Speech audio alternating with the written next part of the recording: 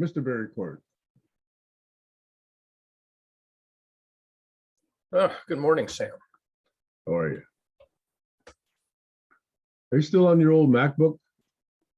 It's not a MacBook, it's a Mac Pro. Mac It's, Pro. you know, it's one Is of that those. older than a MacBook? They may, well, this is I think a 2005. This is the very first model of the Mac Pro, the desktop, not desk side machine. And it was designed to go up to Lion and then stop. But I found a hack that let me put El Capitan on it. It's a 64-bit machine, but the loader only had a 32-bit loader in it. So it loaded a 32-bit loader, which would then load a 64-bit operating system. Lion was the last operating system that included the 32-bit loader. After that, it only had a power chip, right? That's one of those old power chips, isn't it? No. It's the same. It's the same case as the G5. Physical case is the same, but the innards is Intel. I didn't know they went to Intel that early. I forget.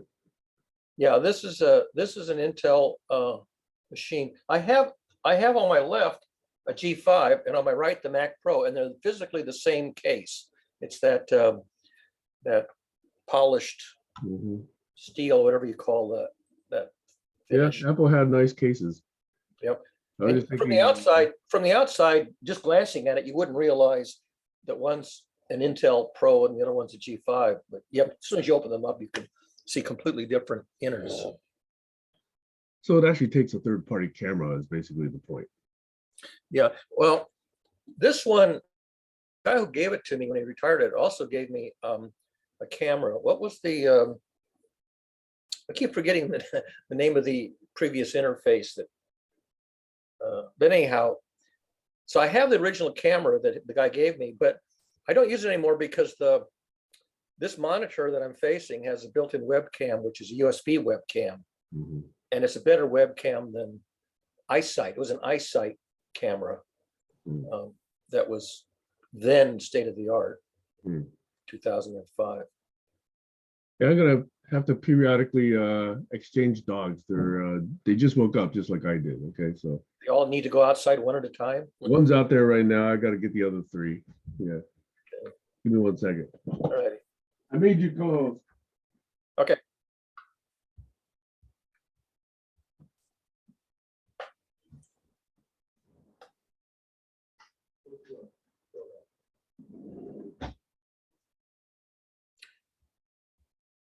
Hi, Stacy. You're muted, Stacy. Good morning. I'm here now. How was your birthday? Oh, it was mesmerizing. Is that sarcasm? No, the Thursday is also the day that Toastmasters has their online Zoom meeting. And the word of the day was mesmerizing, which I neglected to use when I was called on. So when the person who was the table topics host sent me a birthday greeting and she says, "How was your birthday?" I said it was mesmerizing. She made her laugh because I used it a day late. I think I matched the number of people, the top most number of people who ever sent me greetings, which a bit more than 120. It was sort of going up from 8 dozen, 9 dozen, 10 dozen. And I thought it might go down this year because so many people have departed from the social networks. But no, it's stuck. But you made new friends. Yeah, there were people who had never checked in with me before who were new connections, even though I'm pretty sure there were a few that have departed. That's what fame from GCC does. But you know, I mean, another phenomenon that's actually playing into that is that more and more I'm seeing that certain names, people I know, have multiple accounts because their identities are being stolen. Oh yeah, that happens a lot. That happens a lot. And I'm in the habit, if I can detect it, I will attempt to report it. But if they copy the name exactly and they copy the avatar image exactly, when you go to report it as a friend and Facebook offers you who is your friend, they show you these two identical selections and you can't tell which is the real one and which is the fake one to report it. Yeah. I have to say, in my circles, we're much more aware to that. Like, I can't tell you how many friends will put up, I've been hacked, don't accept requests from me. Yeah. Much more aware than like a lot of the academics that I'm friends with, they don't seem to notice. Is, they'll post an email right out in public or something like that. Yeah. It's like maybe a half a dozen a year. I see that people they think they've been hacked. People will say, "Oh, change your password." No, they haven't been hacked. They've been cloned, but It's hard to explain. A duplicate has been created that looks like them. Yeah. An imposter. And you have to go to the profile page to see that it doesn't have all the content. It's basically an empty profile page. I had a few who tried to do it via Messenger. They would come in and make a connection through Messenger. And typically, I could detect it within 1 or 2 messages that, this is already suspicious, and then prove it. These people they're like Trump. They will hang on to a falsehood way, way past the point where it should be perfectly clear that, they've been busted. Yeah. A couple of times I've sort of played along with them and then captured the dialogue and published it to show, Yeah, we talked about that.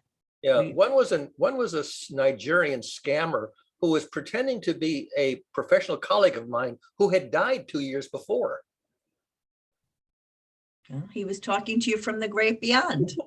And he was absolutely sure that that he wasn't fooling me. I said, here's your obituary.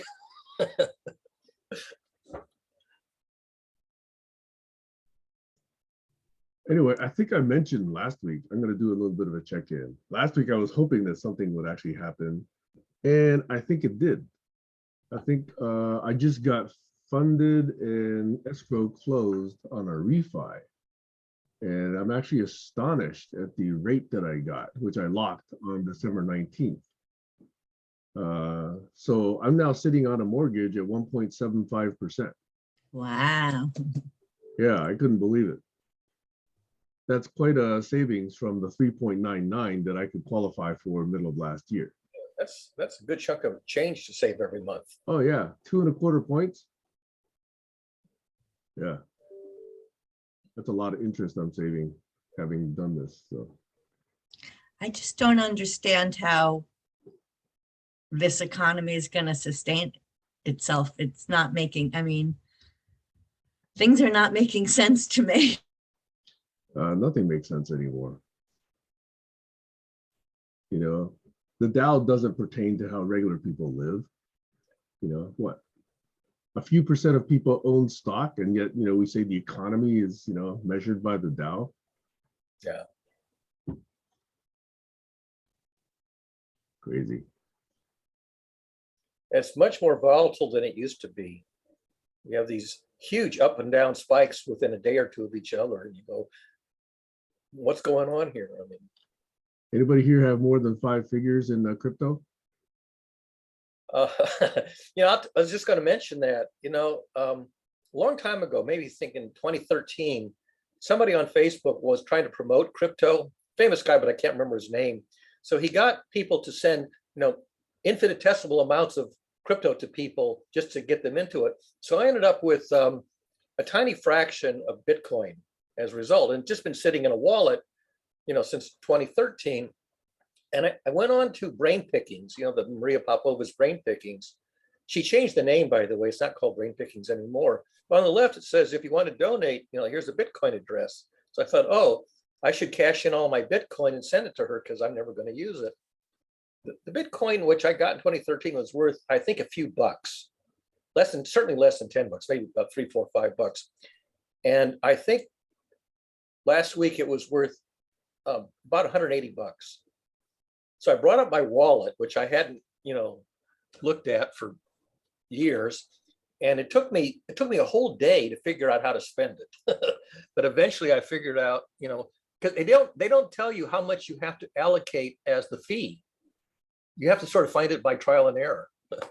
So I ended up sending her all of the Bitcoin that I had in that little thing, which was worth less than $5, is now worth a bit less than $180. Yeah. And some people think it's going to crash, and some people think it's going to 150K. It did crash a little bit last week. It went from, Went down a lot. Oh, it's been crashing for months. yeah. Yeah. But Maria Popova doesn't actually have to cash it in. She can wait and decide when she wants to convert it to cash. Yeah, I put a couple K in like in 2016 or 2017. And it was enough to get like 0.4 Bitcoin. And now you know what 0.4 Bitcoin is worth. Yeah, it's worth about, Bitcoin was what, well, it's worth about, 45,000 last I checked? yeah, Yeah, so I think it was about 38,000, I think, yesterday. So yeah, about $20,000. So What is that now? 34. It's down to it 34. went down again. It was Wow, 38. in the year 34.5. Time to mortgage a house and buy Bitcoin. Yeah, but at least I solved the problem, what to do with this Yeah, small amount Josh. of Some Bitcoin. financial advice from Josh. Yes, Or- I definitely want to hear what Josh Oh, I has was to just say. saying, just put 1% in. Like if you feel like really Yeah. frisky, go up to 3 to maybe 5%. Yeah. But that's like really betting the farm, 5%, and then you're all set. 5% of what? Of what base? Your investable 5%, yes, Yeah. of your investable, whatever you want to invest. discretionary funds. Whatever you see. got to play with, whatever I you see. want to invest. Of your I'm gonna nest put egg. 10% from my daughter in there of her nest egg. Yeah. Just put 10% in. 30, 40 years from now, let's see what it does, Yeah. But what Or worried 20. me was that these wallet applications either would not work, or the computer that I had them on would fail, and I would somehow lose the ability to rejuvenate the wallet and not remember how to, Yeah. how to reconnect it. So See, I don't understand these people that actually transfer the wallets into these devices. Devices are so easy to lose. At I least know. for me. There's a huge amount of Bitcoin that they think is quote unquote lost, that whoever created the wallet or the account or whatever has lost the ability to engage it. Yeah. And like what, 15, 20 years ago, pizza used to cost like 110 Bitcoin back when it was worth nothing. Yeah.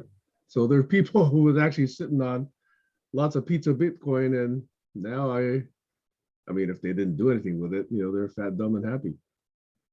Yeah. I should figure out what the fee was. I think it's 0.0001 Bitcoin is the fee to do action, which is actually, I think, a fair amount of money. It's still a fair amount of money. Yeah. Yep. Anyway, hey, Kayla, good morning. We haven't welcomed you yet. Are you making another lay? Good morning. I'm making a flower crown. You make one with thorns? A flower crown? Oh yeah, no. There's Yeah. a great photo of you wearing one that's circulating on Facebook. Yeah, that was a couple months ago, right? Yeah. That actually is a fake one. It's a silk flower. The real ones, there's one that I have with real ones, but anyway. So anybody else want to check in before we put stuff on the table for discussion?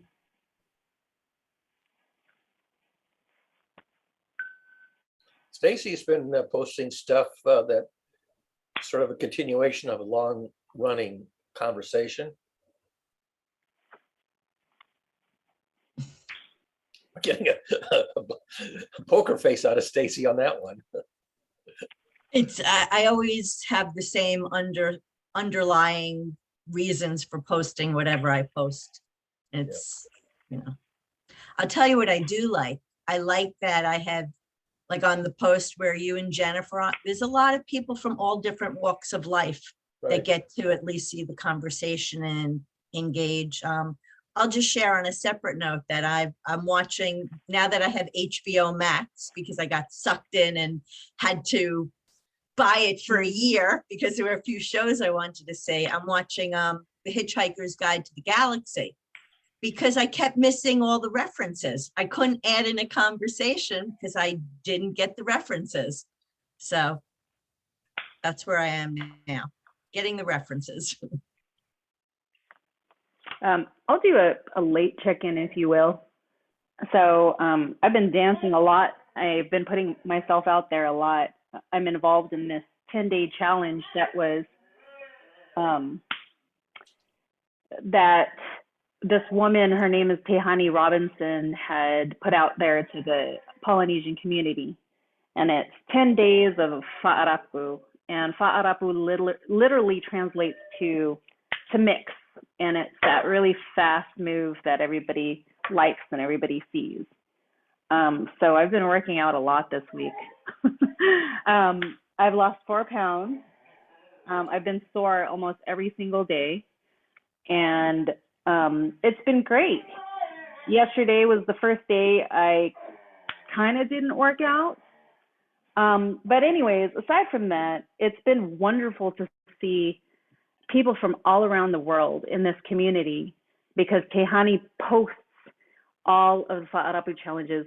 There are people from Czechoslovakia, there are people, from Russia, there are people from, of course, the United States and Tahiti, and everybody is just putting themselves out there, and it's just beautiful to see, and then for the girls that I teach, they get really shy, and I'm like, go follow Tehani, go look at everybody dancing, you will see where you're at.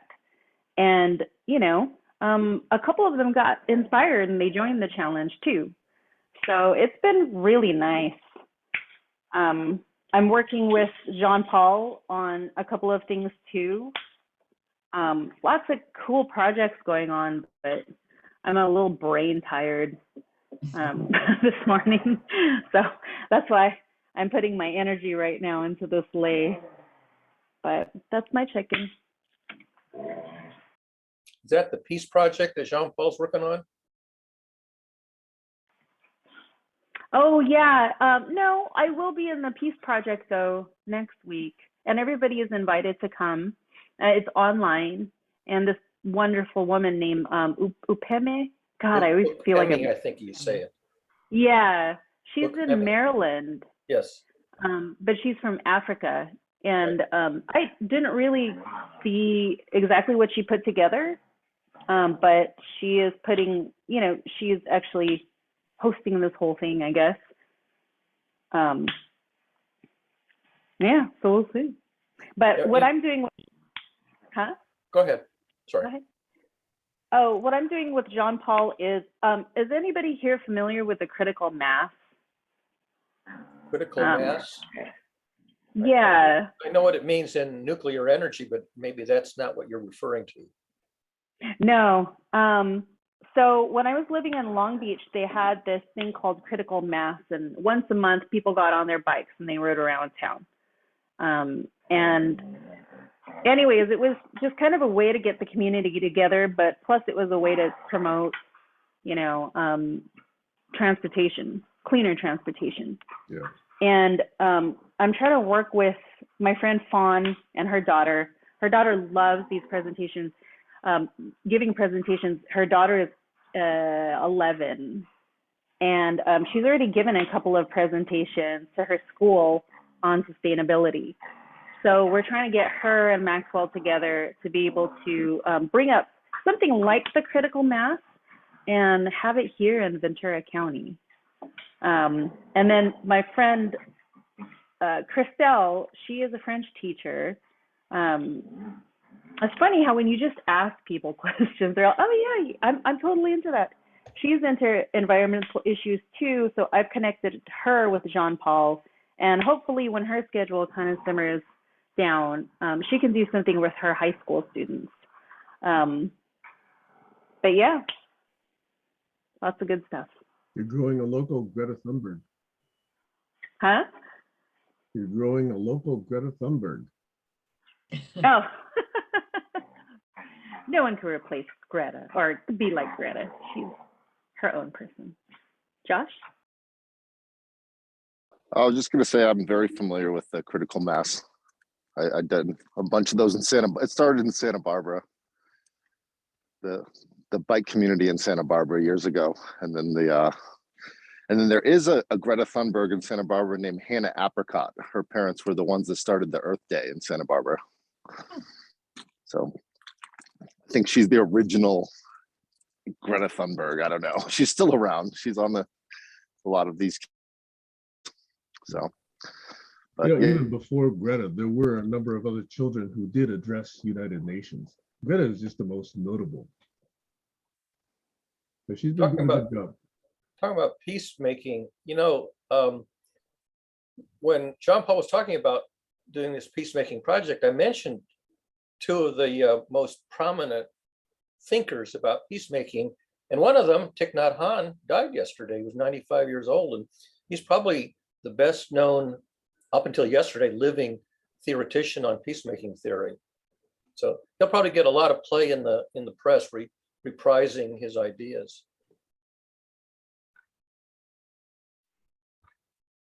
Didn't we also lose Meatloaf recently? Meatloaf died also yesterday. And Louis Anderson too. Yeah, Meatloaf was 74. Thich Nhat Hanh was 95. And Betty White before that. Yeah, she died a week or so ago, I think. Or just maybe it was the last day. Yeah, of the New year. Year's Eve. She died on New Year's Eve. Yeah, you're right. Oh, it's 3 weeks ago. Yeah. Has it already been 3 weeks? Holy smokes. Yeah, she died just before New Year's. Yeah, we're 22 days into 2022. Yeah, here we are. So what, 22nd? Yeah. Lots of twos. I got a text from somebody at 2:22 this morning on the 22nd day of 2022. wow.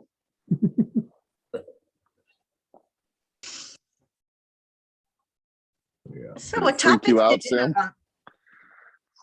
What? Oh, Stacy asked a question. I asked a question at the same time. Go ahead, Stacy. Mine was going to move on and find out what topics we were going to be able to choose from. Cool. Josh, what was your Mine was going to see if you got any woo-woo feelings last night at 2:22. I was at 2:22. Okay. So if it did, it basically moved as a wave through my sleep. Well, not long ago was another anniversary of Carl Sagan's passing. So you guys probably noticed a week or two ago, I posted a bunch of Carl Sagan. And he's particularly inspirational to me. So I was just meditating on how Neil is or isn't Carl. And they're each You're a little muddy. What? A little muddy, Sam. Can you get a little closer to your mic? Maybe it's because I'm not speaking clearly. Oh. How's that? A little better. 1, 2, 3. And I'm saying, in Carl's day, he didn't get nearly the criticism that Neil deGrasse Tyson and other science educators do today. And that, I think, is an exact realization of the predictions that Carl made about how stupid society was going to get and how we're about to get stupider and stupider, especially our politicians. Yep. Now that's a recurrent theme. Yep. But Carl nailed it 25, 26 years ago. And we're seeing Human it haunted today. world. And I'm surprised there isn't more concern about that. So that was one thing I really feel strongly about. I think that, the lack of education, the bastardization of education has allowed this stupidity to take over society. And we're almost beyond that tipping point where stupid people and stupid thinking is like viewed as acceptable. And that's the downfall of society. And I'm still concerned about that. Yeah. Disinformation is accelerating, and it's getting harder and harder for science to debunk it. Right. So that led me to post the thing called The Lion, the Tiger, and the Donkey story. I don't know if you guys heard that or read that. Not by that name. So a donkey and a tiger were arguing because the tiger says, the sky is blue. And the donkey says, no, clearly the sky is green. And so they go at this for hours and hours and hours. And then finally say, okay, let's take it to the lion. You know, he's our ruler, you know, let's see what the lion has to say. Okay. And so they present their case. The tiger says, hey, I think the sky is blue because it looks blue to me. And the donkey says, hey, the sky is green because I know it's green. Okay. And so the lion looks at the tiger and says, you go into solitude for 3 days. You are being punished. And so the donkey gallops away all happy, saying, da-da, da-da, da-da, I'm right, I'm right, I'm right, I'm right. And then the tiger comes back to the lion and says, why did I get punished? The sky is blue, you know that. And the lion says, I'm not punishing you because the sky is blue. I'm punishing you for wasting time on a stupid ass. Yep. Knowing when to walk away. So I posted that. That didn't get a lot of reaction though. Yeah, nice one, Sam. But these are in Dutch Parliament too. So where is our lion? Yeah, it's the symbol of a nation. Yeah. It's a good lesson though, because as Stacy can recall, we discussed, there are certain people on Facebook who I engage with who I probably should just walk away from. They're not enemies, you know, they're not antagonistic, but they just have a mindset that's fixed and okay, don't bother. Just stop bothering. Josh's hand is up. God. I was just going to say I have the same concerns that you have, Sam, as far as watching the movie Idiocracy in, I think, 2004, 2005, and just wondering, is this really where we're going? And then having Trump become the president in 2016, that was in the movie. A wrestling person would be the president. It was in the, it was happy if it was just as bad as Idiocracy. I think we're worse. And by the way, I think so Don't Look Up is basically Idiocracy version 2. You know, it is. It's been called that. So Yeah. I'm sharing this because I was in a clubhouse room on the philosophy of epistemology, and I met a young kid who I guess he vibed with what I was saying, and you know, I didn't really vibe with what he was saying, but he wanted to talk afterwards. And turns out he has a PhD in math. He's 26, and on his own, he decided to leave school, wait 5 years, save his money, and get his own education in philosophy. So now he's studying philosophy, and he's also a musician. So it just gave me a little hope. We had a great 2.5-hour conversation on everything from philosophy to music to quantum physics, etc. So there are some intelligent people out there, but it is far and few in between. But if I had just dismissed him by the words that he was saying on that conversation, I never would have found how brilliant he was without having that second conversation. So I think a lot of people are afraid and hiding their intelligence.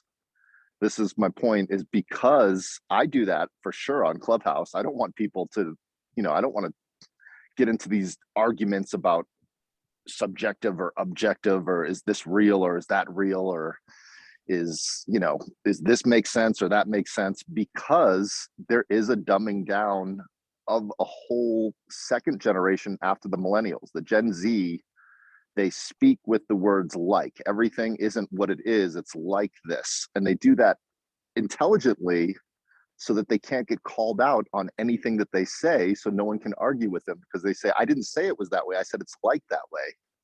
Or they'll use the phrase, yeah, no, or, well, okay, sort of, kind of.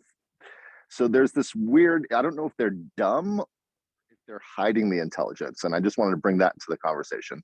Thank you. That reminds me, I had seen this meme, and it was, you know, you have to know when to walk away from an argument and let somebody be wrong. And it made me laugh because, yeah, but the thing is, we all think we're right. Like maybe we're walking away from the argument and we're wrong and we don't know it. So I love the fact that you said, Josh, that they're using things like and sort of, because it is like and sort of, it's not exactly. And I think that's good. Yeah, I was just gonna say, Stacey, it drives me insane because I can't tell what they're actually saying. So I'm like, okay, is it like that, or do you really mean that? Or like, I want to punch them in the face. I get so angry that they're Yeah, well- ambivalent. Well, when it's being used to skirt an issue, then that's a whole different story. But as far as leaving that initial opening for conversation, you know, I think that's a good thing. Everything in moderation and balance. Yeah, that's what poets do. Poets will take a Venn diagram where there's a little bit of overlap, and the little bit of overlap suffice like or similar or related to. And yes, they have some things in common.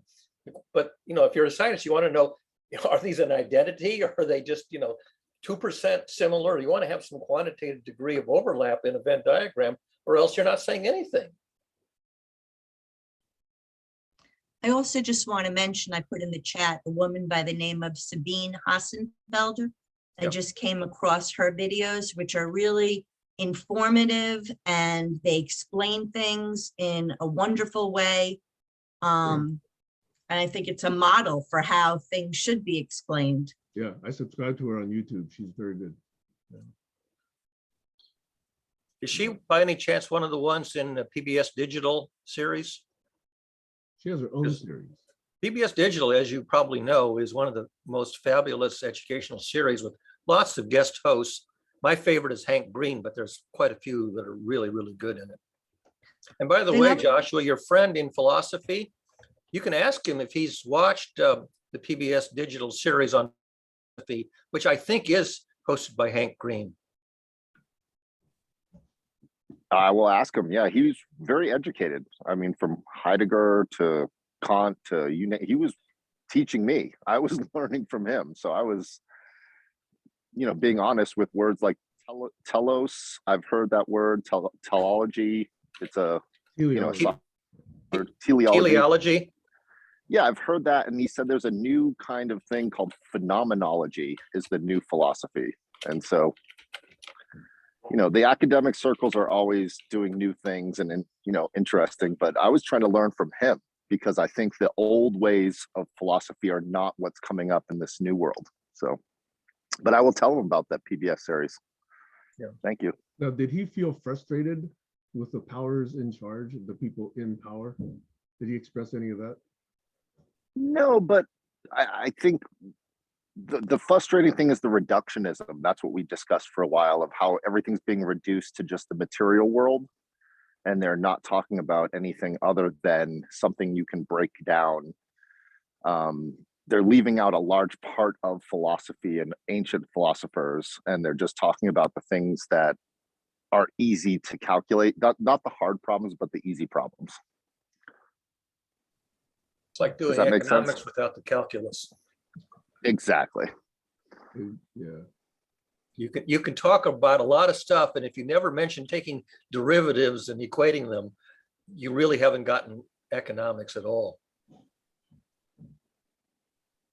It's all about relationships. Yeah. I think one of the most valuable things that happened to me in school was to actually take a philosophy class in high school for an entire year.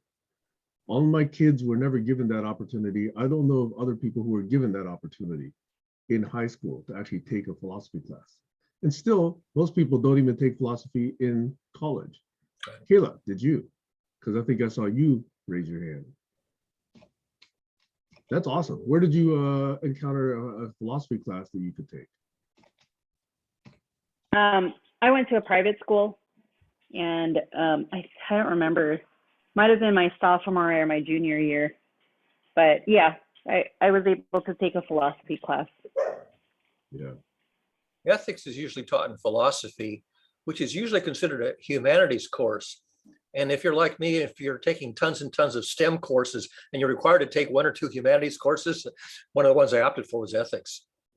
And also logic. Logic is taught in philosophy. Yeah. Yeah. We were given a choice to like theology or philosophy. I'm on philosophy, please. Yeah. there is analytic theology, which is a little bit like the difference between ethics and morality. Ethics is an academic course, morality is kind of theology. There's an analytic theology that tries to do the same thing that theology does, but in an analytic way, in a scientific and logical way with models. What are you pointing at, Joshua? Tees, I think. He says his hand. Yeah. Peace. Oh, Yeah, I at university TU Delft, I was able to do a course on philosophy. I did an exam. Actually, I told the guy, your language is too judicial, so you know what you're talking about, but your words are so yeah, what I call it, abracadabra, so difficult to understand. It was existential phenomenology. So I just told him, give me a good mark, just give me this mark, and then I'll be interested for the rest of my life. So he did it. So I was reading his books, but really existential phenomenology. And he referred to Sartre and Heidegger and Husserl and so on. So, but it was very difficult for me to reproduce. So I thought, and even in class, the students were always fighting with him on the words he was using or the way he was talking. So it was not nice even to be in his class. So the guy who gave the lectures. So, but it's philosophy. I got it. Yeah, I think people who haven't taken philosophy think it's less useful than it actually is, it sounds like to me. My daughter actually minored in philosophy, but she majored in psychology. That's So- funny. I just watched. Oh, Go sorry. ahead. No, go ahead. I just watched that Robin Williams film. God, what is it called? I already forgot what it was called, but the one where he was teaching a philosophy class in all Dead boys Poets school. Dead Poets? Yes, I just watched that. Yeah, and supposedly still back then they didn't think philosophy was useful.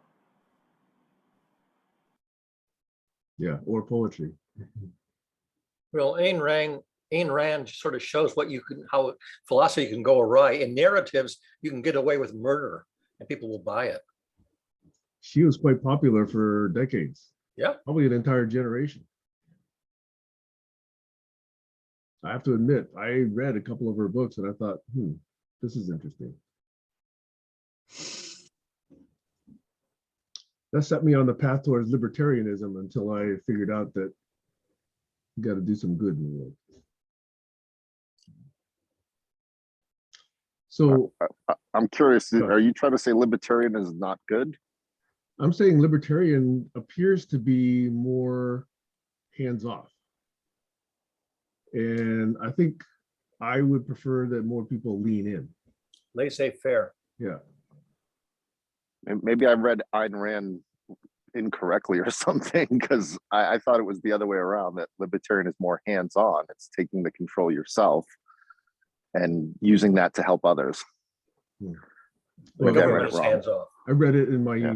what, 15, 16, 17, mid-teens. I could entirely forget exactly what it was, but I do remember John Galt as the exemplar of a good capitalist. But who is John Galt? Sorry, I had to throw that in there. He's a protagonist of That's Atlas the title. Shrugged. Yeah. Anyway, so another topic which had come up a couple of weeks ago was, how do we get better in society and civilization about making decisions?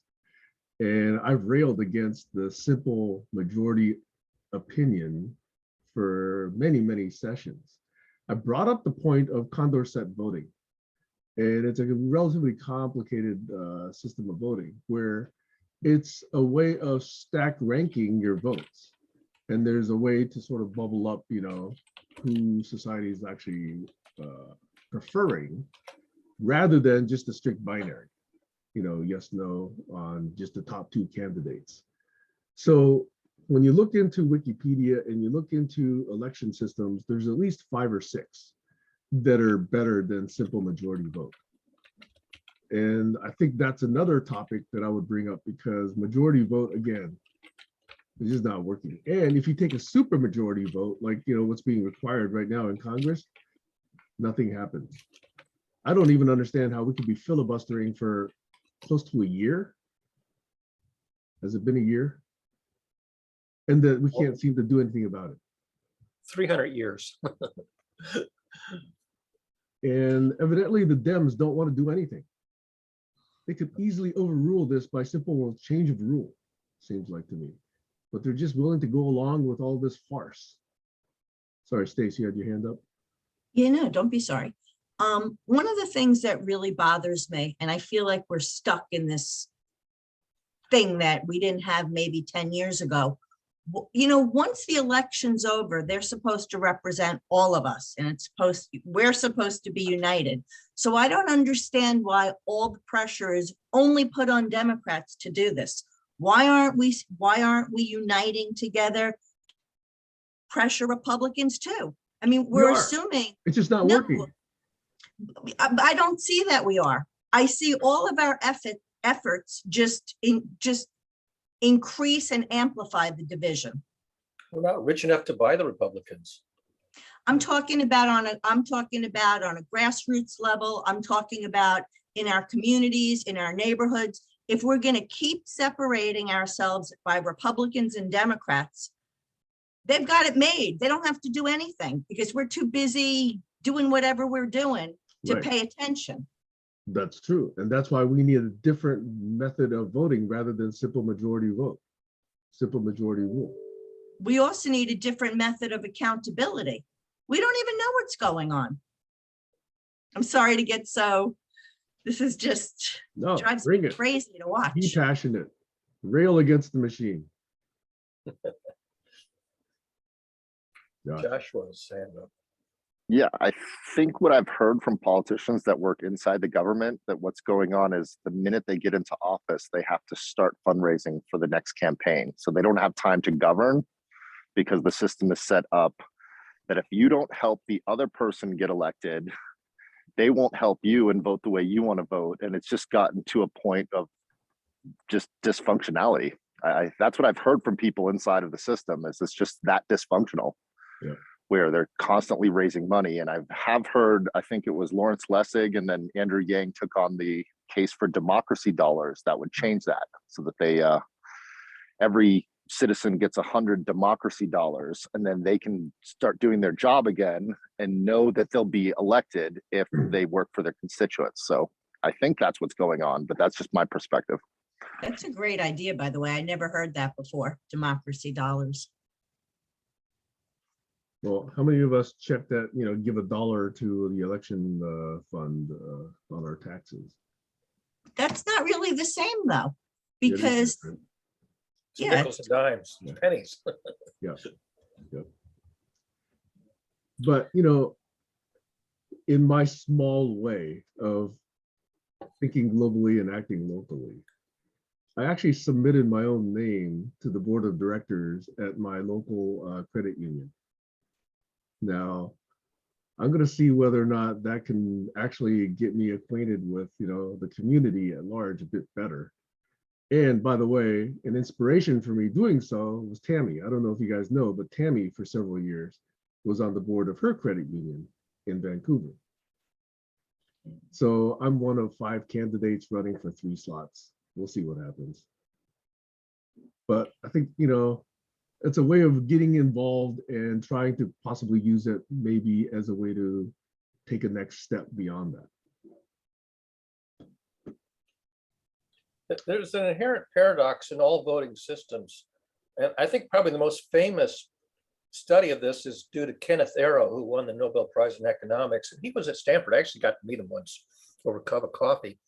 But he wrote a very short monograph, which is now called Arrow's Impossibility Theorem. And it was about this ranked choice voting, where you don't just vote for your favorite candidate, you give a ranked listing from your first most desirable to your least undesirable candidates. And you take all of these rankings of the individuals and you have to amalgamate them into one ranking for all of society. Right. And it turns out that there is no mathematically sound method for doing that.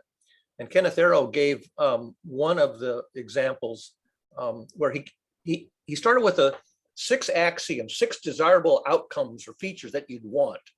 And he showed mathematically that there's no system that can simultaneously meet all 6 axioms. You have to throw away at least one of them. Okay. So it's interesting because Condorcet voting is not exactly like that. It's not a simple ranked choice vote. Condorcet says take any 2 candidates and tell which one you prefer. So if there's 7 candidates, you have to take candidate A and say, do you prefer A over B or C or D in pairwise? Right. Okay. And then you have to take B and do the same thing with C, blah, blah, blah, blah, blah. So that's Condorcet, which actually then allows an amalgamation, the word that you use. And I actually don't know the theoretical foundation of that, but it looks like there's a more of a more information there for that amalgamation process. The Conor Say Paradox is sort of the very first example of this kind of paradox that Arrow went into. In the Conor Say Paradox, you have 3 candidates or 3 options and 3 factions. Faction 1 prefers A to B and B to C. Faction 2 prefers B to C and C to A. And faction 3 prefers C to A and A to B. And so 2 out of 3 prefer A to B, 2 out of 3 prefer B to C, and 2 out of 3 prefer C to A. So it's circular, and there's no clear winner. And that Conor Say cycle. If you have small numbers. If you have large numbers, that's less likely. It's like, yeah, oh yeah. The law of large numbers means that you have to have exactly 1/3, 1/3, 1/3 in order to get the Conor Say. If you have one more person in one faction, but then the winner is based on this one person. This is like these 2 Democrats, you know, they're the one person that can throw away the majority. So the Conor Say Paradox is sort of the beginning of the understanding of these. Even though all the ranks are linear, the social rank is cyclical, and that cyclicality of it makes very strange outcomes, because the order in which you do the playoffs changes the outcome. And one of the things is why should the order in which you do the rankings, you know, do the pairwise playoffs, why should that change? And this was a very famous example. In New York City, there's a brand of beer called Rheingold beer. And every year they used to have a Miss Rheingold contest. And these beauty contestants would compete for Miss Rheingold. And one year they had done all these rankings, and one of the candidates who was down the list towards the bottom decided to withdraw. And so they had to recalculate. And what happened is changed the winner changed when a loser withdrew. And why should that happen? Surprising, by the way. That's not surprising. No, and that was one of the illustrations of this ranked order, is that why should when the loser, you know, the worst candidate departs, why should that change who the winner is? The person with the fewest votes is not necessarily the worst candidate. That's the problem. Yeah. Is that the most popular candidates may have simple ideas, and the good ideas, which are more complicated, which don't get as much votes, yeah, is less well understood in the populace. So they're by no means considered the worst candidate. Yeah. When George Wallace was the 3rd candidate, he divided the Democratic vote. If he'd have dropped out, the Democrats wouldn't have been split. Yeah. And that was Nixon wouldn't have got in. Bernie. You know, people would push out Bernie because they thought he was going to take away votes from Biden or, you know, Hillary. Yeah, same story. Same story. That's why, you know, it's corruption all over again. They handpick a candidate and they don't let the people speak. Yeah, these anomalies and these paradoxes have been known for centuries, and they do turn up. There's the Alabama voting paradox, which is an actual case, the Miss Rheingold one. There were several actual cases that illustrated these anomalies and paradoxes in ranked choice voting. Okay, so anyway, those are a number of things that I thought to put on the table for a discussion. So at that point, I'm just curious where we're about to segue.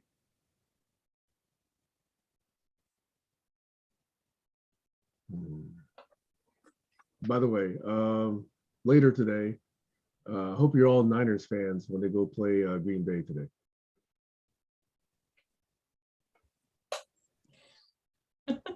Oh, that was a football reference. Is this for the Super Bowl? I don't know where we're at. I'm sorry. I didn't No, follow this is for a football this year. divisional playoff game. The conference. Yeah, and the winner of that plays the winner of LA versus Tampa Bay for the NFC Championship, and the winner of that goes to the Super Bowl. We haven't had the Super Bowl yet. It's already the 22nd of January.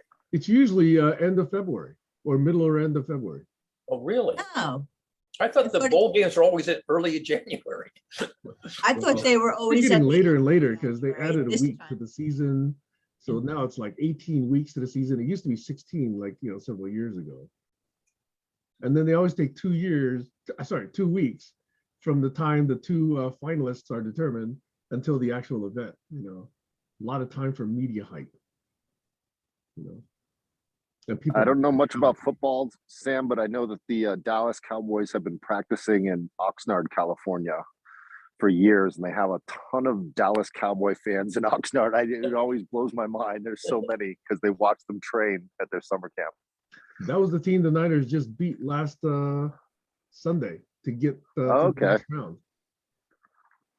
Yeah, they have a good organization, I believe, in the football world, the Dallas Cowboys. No, it's actually not. No, no. Anyway, I I'm don't going know. on and on too much about football. I was just trying to create some levity here. I'm from New England, and we quarterback, so we're out, I believe. Yeah, they got beat. Yeah.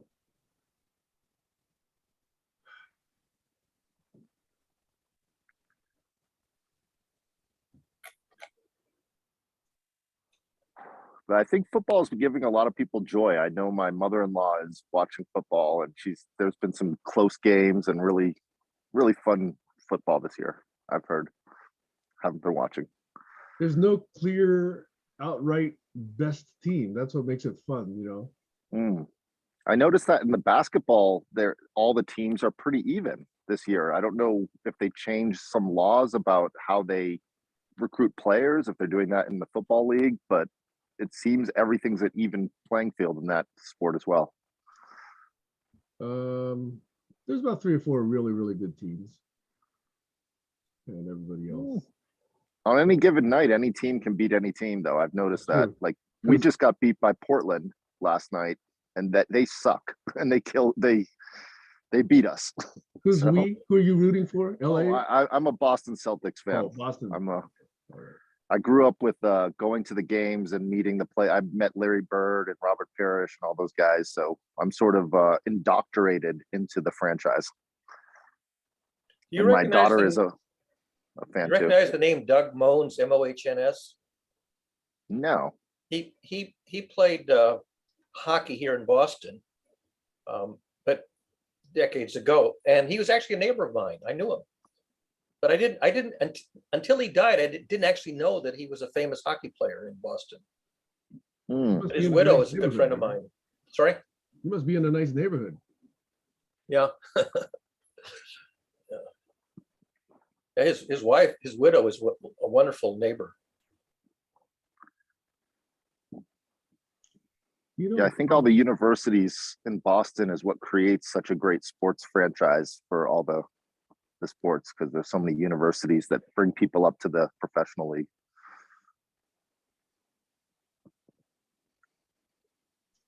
What if it's different? I haven't been in Boston for over a decade, maybe 2, but I interviewed there one time for a company that had a branch in Michigan and headquarters in Boston. And when I got in there, it looked like almost every place I went, there was like streets torn up because there's so much construction, big concrete tubes, all everywhere. And just like, I'd take multiple trips and it would still be exactly the same, It's always that way. It's always that way. Yeah, I mentioned to Barry about Lowell. They were doing the full self-driving for Tesla in Lowell, Massachusetts, because it's one of those cities that's just constantly ripped up and hard to navigate. It's impossible to navigate, especially in the dark at night. Have you guys tried visiting Washington, D.C. and trying to drive near Arlington Cemetery? Oh, man, those are confusing roads. One way, and there are loops, and, curves, and can't really tell. And the signs are like, 10 feet before you have to do something.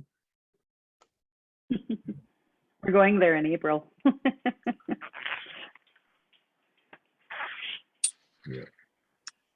Well, so if those topics are of interest, we can talk. Otherwise, we can just let it go. Free flow. Yeah, I'm curious to know what you guys think of the media shift. I can pull out the numbers, but there's so few people watching the mainstream media right now. I find that to be a big, there was a tipping point. They said we would get there about 10 years ago. And I'm wondering if you guys think that we're there now, where the mainstream media is no longer the mainstream media, just because the numbers are not there. I haven't for watched Fox it ever. I So- don't either. So I don't know. Go ahead, Stacy. I have nothing to base this against, except my own intuition. But what it seems like is happening is that there's a big sector of people, like myself included, and we've just tuned away from the mainstream media. Just, we're focused on our mental health, on dealing with what's locally, and we've moved away.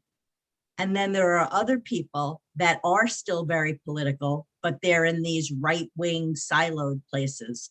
Yeah. So I think that the loss has probably been across the board, but where the focus is going, I don't think is the same. More misinformation, more disinformation.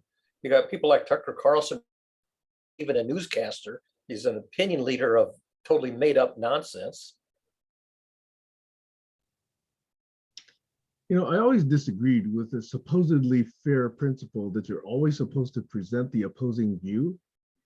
If the opposing view is non-factually based, why even allow it? I don't even understand that principle. Well, they You did get sure rid of you the do. fairness doctrine. I don't. I think Reagan got rid of the fairness doctrine, if I remember my American history correctly. Which is why you have, Fox channels and One American News, and they just, it's all one-sided, the Sinclair network. I think rather than fairness, they should have it, based on truth, not fairness. If you can't now we're back back up what to- you say, then you don't get to say it.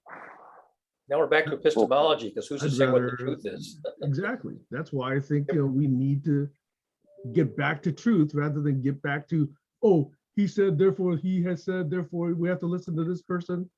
That's a bunch of bullshit. Yeah, Stace. But Sam, that works when it's stuff that we know is being lied about purposely. But take an example of, let's say somebody is whistleblowing, but they can't get those facts out there. And let me put this a different way. Let's say someone is trying to bring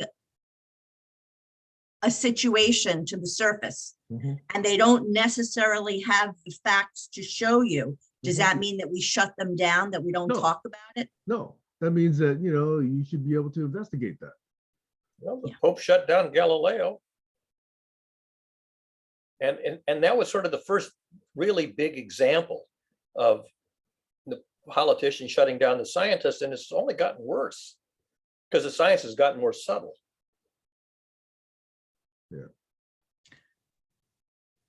I have a slightly different concern. It's moving away from the media a little bit, but this is all tied in, because part of it is people are sleeping, part of it is people are being misinformed. What I'm concerned about that I see a lot are these online gambling websites that are really sucking a lot of people into them. And I know that many years ago, you weren't able, or maybe even still, you weren't able to smoke on TV, or, there couldn't be commercials for smoking on TV. And personally, I think that's a really good thing. And I don't understand why we don't have those same things for gambling websites. I don't think it should be through our airways the way it is, because we live in such an addictive society to start with. And I feel like there are powers that are making unbelievable amounts of money. And the same way these people are hypnotizing and sucking the brains out of our children through video games, they're doing it through gambling. And it's just really upsetting to me. It's not like I'm for censorship, But at the same time, you shouldn't constantly hear it in your ear as if it's just common. It's not good. What do you think In the about night- alcohol?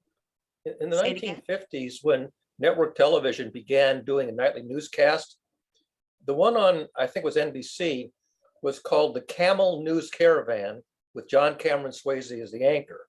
And Edward R. Murrow was always seen with a cigarette.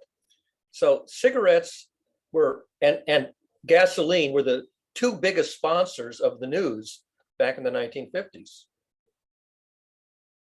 Yeah, I was about to raise the same point. You know, how do you feel about alcohol ads? You know, how do you feel about other things that aren't really healthy? Yep. But alcohol is widely accepted in society. And I'm not saying don't accept it. And I'm not saying don't accept gambling. But the difference is I can't sit at a screen and get alcohol immediately to feed my addiction. But I can sit at my screen all day and gamble my life away without Beer- moving. Beer was a big sponsor of sporting events. Still is. I mean, there were Hams and all these, you know, every brand of beer was sponsoring television sporting events in the 1950s.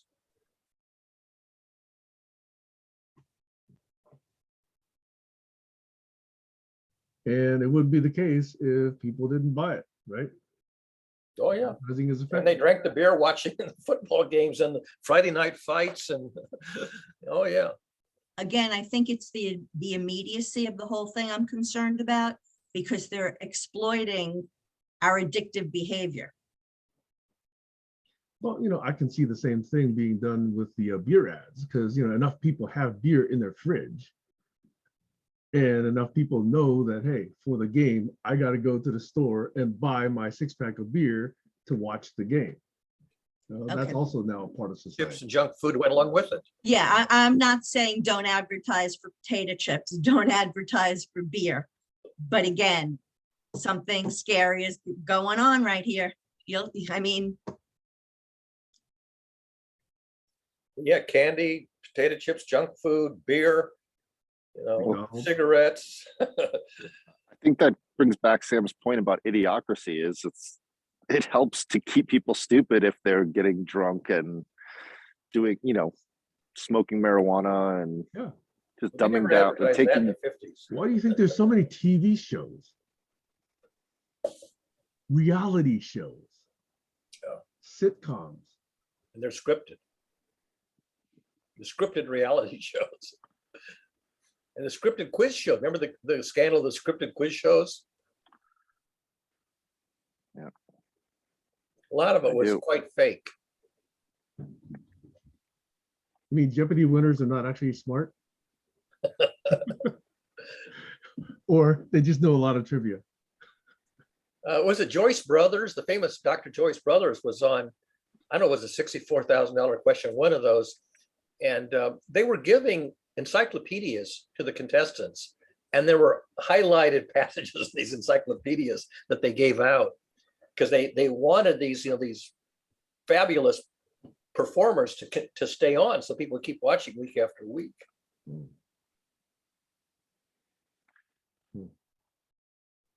I guess I Yep. never watched those shows enough to even care about that. Well, they had their run. Although Jeopardy kept going, but a lot of them had their run.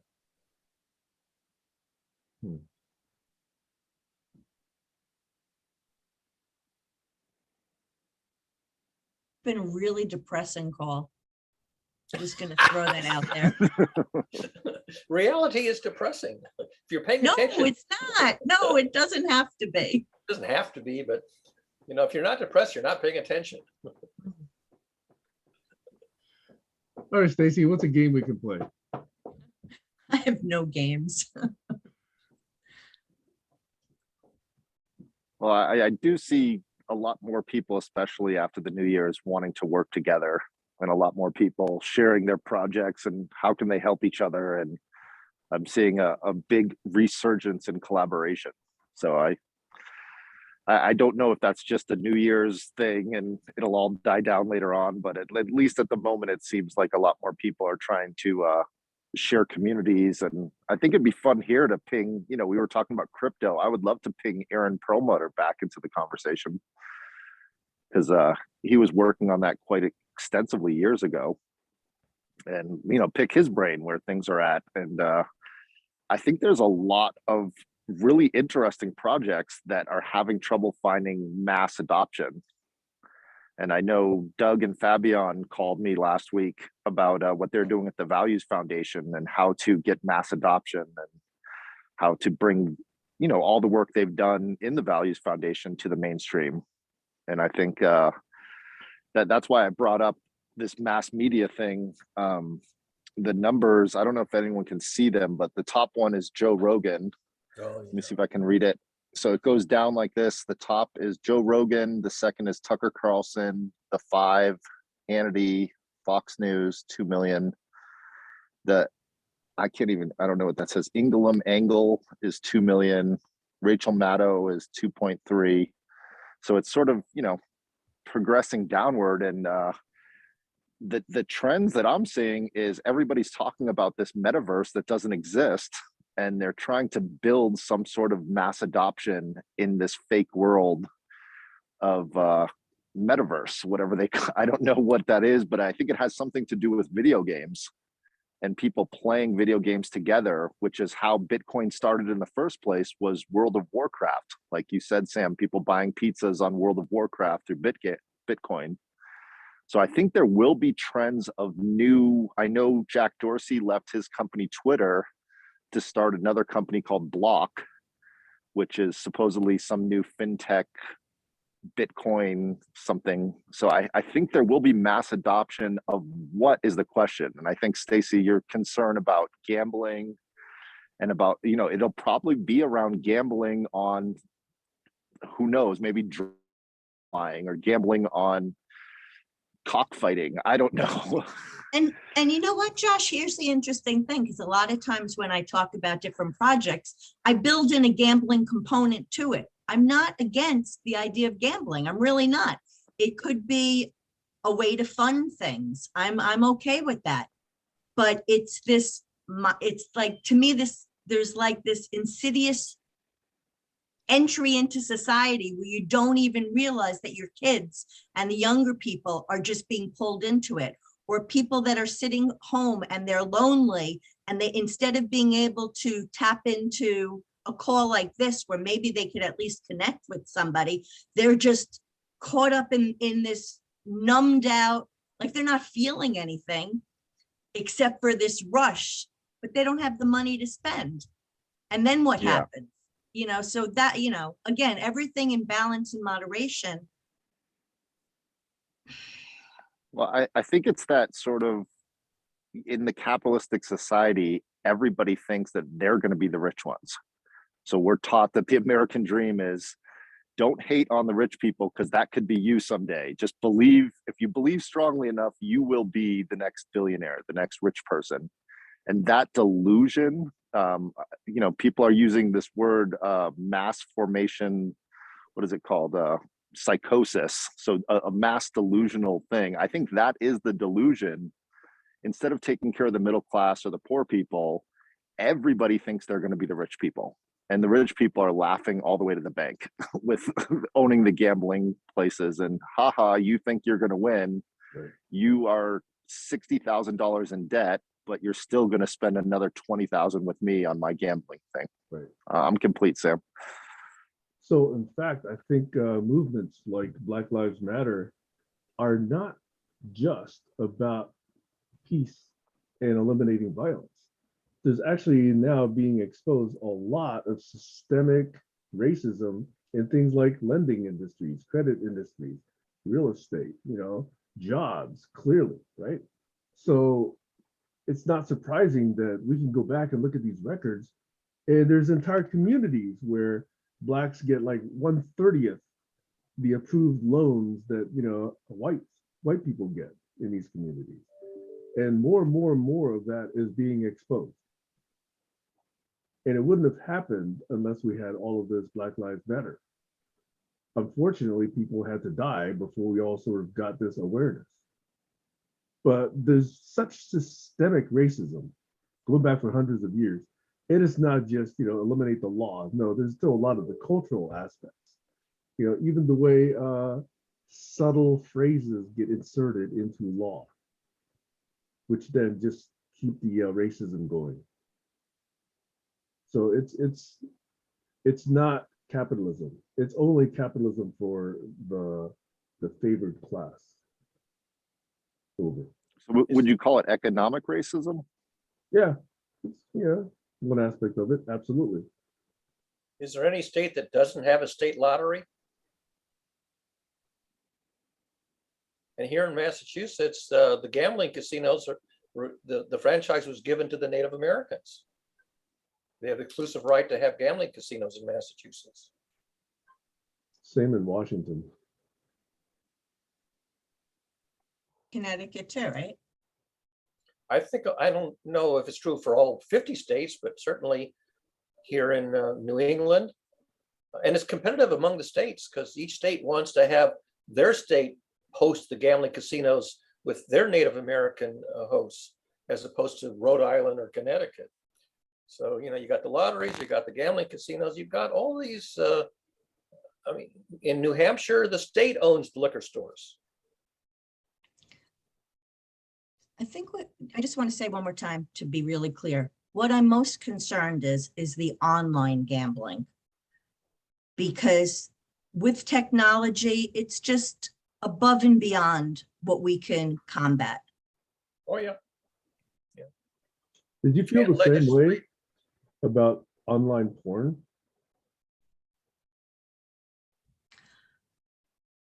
No, no, I don't.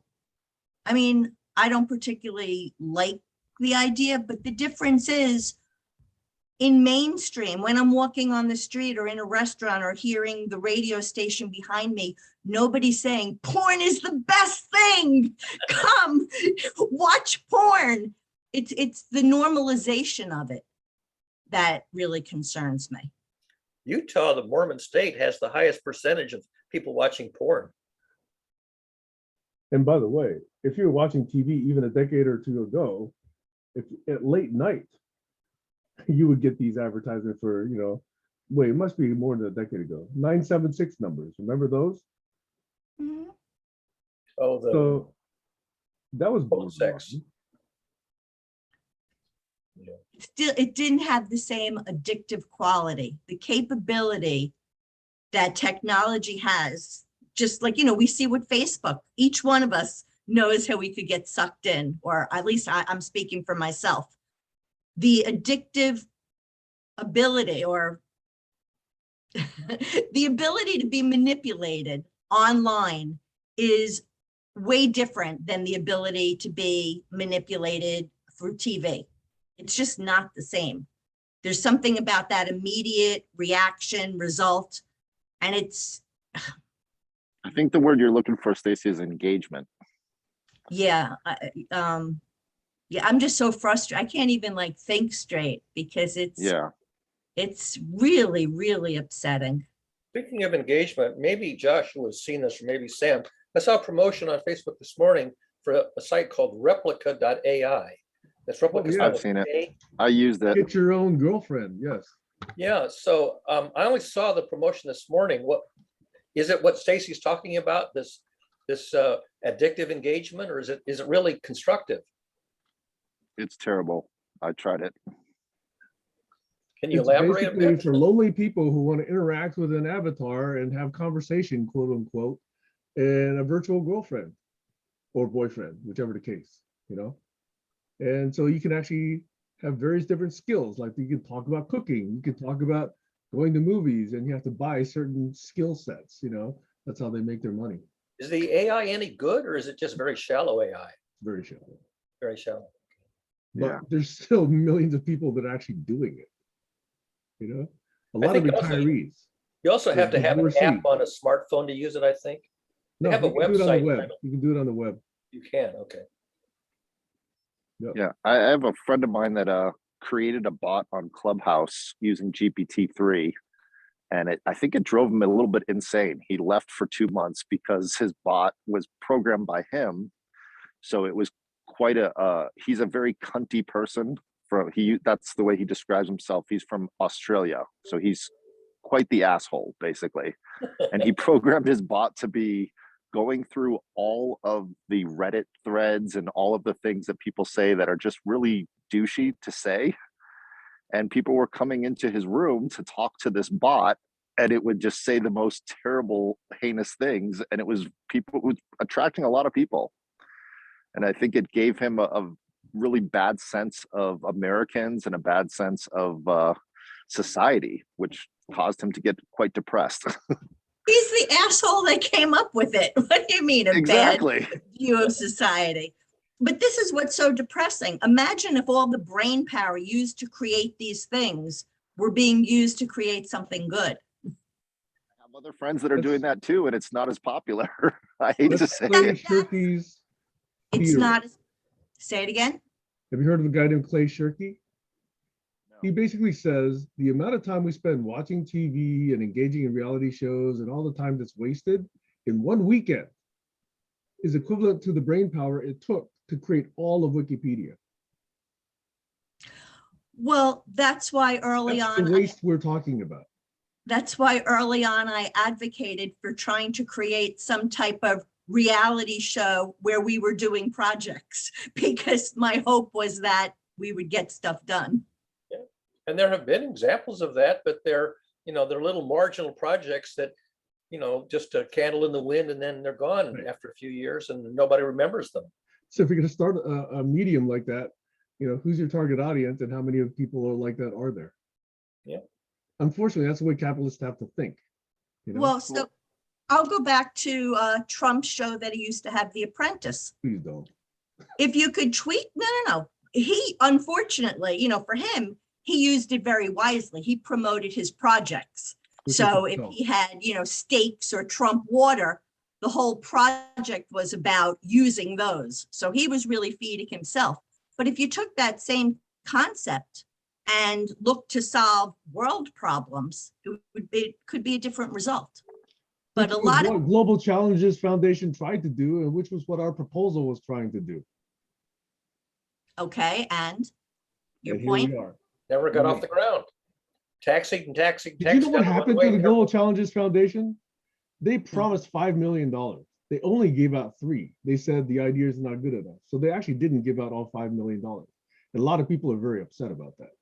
So have they been made to answer with what they plan on doing with the other 2 million that was earmarked? Well, this is like 3 or 4 years ago. I haven't looked a whole lot into it. All I know is I saw some YouTube videos from people that were basically describing this problem. The GCF turned out to be problematic on its own. But again, I don't know who they were. I don't know who the people were. I don't we could talk and we could complain, but who is actually responsible?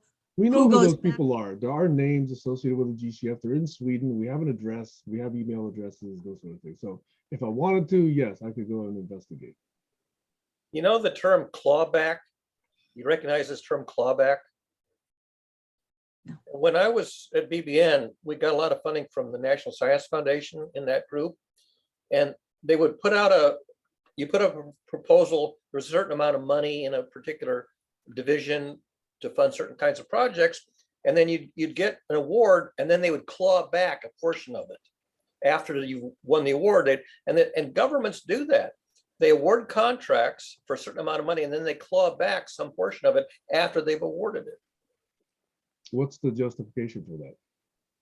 I have no idea. It's got to be political, but who the hell knows how they figure out that we're going to put up put in a grant to get this $5 million, and then after they've awarded it, you only get 3 million that's ever distributed. I assume it's different from kickback, which I do understand. It's not the same. No, because the question is, it's like bait and switch. They offer you more, and so you work hard to get it, and then you get less than what they offered you. So, I heard the word clawback when I was in the groups that was doing grant proposals. Yeah, I've never heard that. Yes, Stacy, I agree with you. It's been depressing.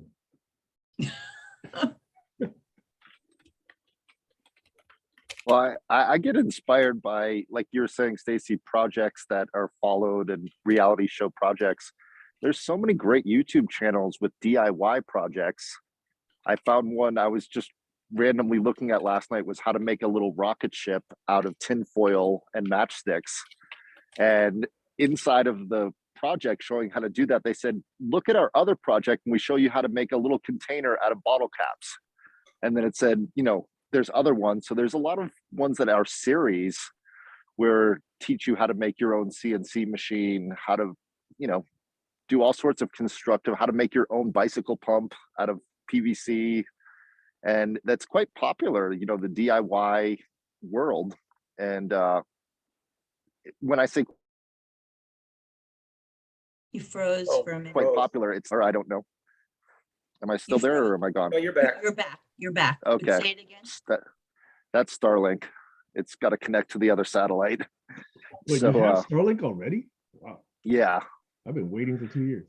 Sorry, that was an interruption. it's okay. So yada yada yada. I think there's just a lot of those channels. There's not one of the most popular one. I think, you know, there was those guys, what were they called? The scientists that were doing all the maker stuff to test hypothesis.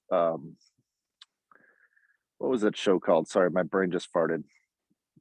There was two guys that were, you know, testing to see if things were real, but there are things like that out there. I just think everything's fractioned off. I think everything exists and everything is in micro communities. And I think that's sort of the future is there'll be a couple video games that everybody plays, but there's so many little micro communities from Roblox to Minecraft, etc. So But the phenomenon is this, right? How many people watch Gangnam Style, the video, right? How many people watch Carl Sagan videos? We know the answer, right? In relative terms. I do find YouTube a very, very good resource, but you have to sift through all the other crap to actually get to the good stuff. And I think that's true of pretty much everything. That's true of media, journals, blogs, scientific articles, even everything. Because actually, do you press the like button, Sam, on there? For what? For when you like something to make the algorithms find the stuff On for you, YouTube, so you on don't YouTube, have to I sift? do. On YouTube, I absolutely do. Yeah. Do the algorithms find what you're looking for? Because is it working for you or not working for you? That's my I question. find that I get more useful stuff when I'm actually querying for exactly what I want. And then once I find a channel, I subscribe to that channel, and then usually I get good stuff from that channel. That's the way it works So it does work. for me. Okay. Yeah. So the piece that's missing for me, because I would like to see, like, I like all those different places that you could look, but then I want something that connects me back to other people in relationship to that. So like, I would love to see Josh's 5 videos and Sam's 5 videos and Barry's 5 videos that they watch, you know, or people that I'm interested, I want to see what they're watching. Chances are I'll find something there that's going to be of interest to me. Not everything, but at least there'd be some connection then, because now I can go back to Sam and talk to you about that, or to, you know. Well, you know, I don't know how many of you subscribe to what's that? Spotify. Spotify will actually let you know what your friends are listening to, just like Facebook will let you know what your friends are liking. And LinkedIn will also tell you what your friends are reading and liking. I hope you're not listening to porn, Sam. What? I hope you're not listening to not? porn. Why All your not? friends will know. I feel judged. What are we in a Protestant society? What are you talking about? Oh, well, if you want everybody Maybe to know I that, find maybe I find some great porn that he's looking at and I can share it with you, Stacey. I don't know. Maybe he has a special porn that's like gopher porn that I've never seen in my life, and it's amazing.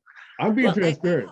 I live a sex positive life. Okay. I don't think there's anything shameful in liking sex, you know, so I don't have any issue with that. okay. Well, I think there's different levels of everything. There's highbrow and lowbrow, you know, whether it be from porn to even alcohol, you know, there's crappy beers like Miller Lite, Natty Light, and then there's really good craft brewed wonderful beers that are somewhat healthy in moderation. I think it's the 6-pack of Bud Light is Mhm. terrible. But a Sierra Nevada, I don't think is the best beer out there, but it's a little bit higher brow than a Bud Light. Mhm. Going back to your theme, Stacy, I do think that society, I think, suffers a lot from shaming sex. And I think that's sad. And I think the religions have a lot to do with it. And so I'm being very transparent and vocal. I think that's a bad thing in society, to actually take a very key component of humanity and bring a lot of sin and shame and guilt into it. It makes a lot of people, in fact, commit suicide. Yeah, but there's a whole nother side to that too, Sam, and that's that's like a big, you just put like something and made it like, there's a lot in there. It's not, I'm You not. brought it up, Stacy, so I'm just responding. And we can only respond in little bits and pieces in 10 seconds. But the whole, so I'm certainly not for shaming sex. I wouldn't shame a prostitute. I wouldn't shame a dancer. That being said, there's a lot of other nuanced issues with that. And I agree. Yeah. Like trafficking, big issue. trafficking. Yeah. We just had a That's huge lawsuit in New York City on that. Well, I think it's the same with drugs. When things are illegal, then you get this illegal market that profits highly, a little too much even. Like if you're in Amsterdam, I believe they have legal prostitution. In some states in America, there's legal prostitution. And healthcare. Which, yeah, the same thing. It's healthcare has turned into quite the prostitution ring. I've been working with Kaiser Permanente, and they're prostituting the like you were saying about advertising. Why should we see these ads about the drugs? Shouldn't the doctors see the ads about the drugs and they make the decision, and then they tell us which drugs are good and we trust our doctors? Not the other way around, where we ask our doctors to give us the drugs that we see on TV. I think there's only 2 countries that do that. It's New Zealand and America, with all these ads for drugs. That's the only 2 countries. It's prostitution of drugs. And another huge lawsuit. Yeah. The opioid crisis. Yeah, I don't understand why we put up with advertising in the first place. I guess because it works, but advertising Because is so wasteful. Because people are making a lot of money. I know. That's That's the the wonder why. of this beautiful capitalist society that we've created. Right, big pharma. Well, it's marketing. If you say something 5 times, if I said, "Oh, Henry Bar," and then later in the conversation I say, "Oh, Henry Bar," Yeah, stolen election. and then I say, "Oh, Henry, oh, Henry Bar." Stolen election. The election was clearly stolen. I think that's the point right there, is what you say over and over again. Like when you made the point, Sam, that one weekend of everybody watching reality TV could create a mass knowledge repository that would be very helpful. It's the attention that we're putting into which place around the globe. Yep. And I put my attention into the electric revolution 5 years ago, and I follow it very closely. All the cars coming from Germany, from China, and that is something that I don't get to talk about enough because it's not as mainstream as I thought it would be by now. I thought, we'd realize the oil industry is going down. The Chevy company, the GMC, they just put out a Silverado electric truck. Ford put out a Silverado electric truck, but we don't talk about the differences of these vehicles that will be part of our daily life in the next 5 years, and what it means to take the truck and power your house with the truck. There's a vehicle to grid transfer, and that whole idea of selling electricity to each other and selling power to each other, I think, is the future. And I don't hear, we're talking about the metaverse and Facebook changes their name to Meta. That, to me, if that's the future, how are you going to run all these devices without electricity? And what are these large companies going to end up charging for electricity down the line? Like they did, like gas in LA was $5.25 a gallon. at the gas station I went to. It was just insane. Not to mention all the cycles that it takes to compute the proof of work on blockchains. Yep.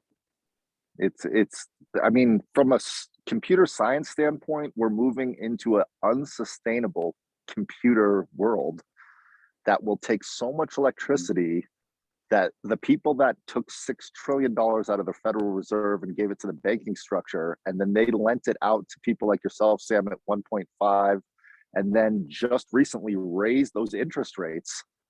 That's what's crashing the market, is they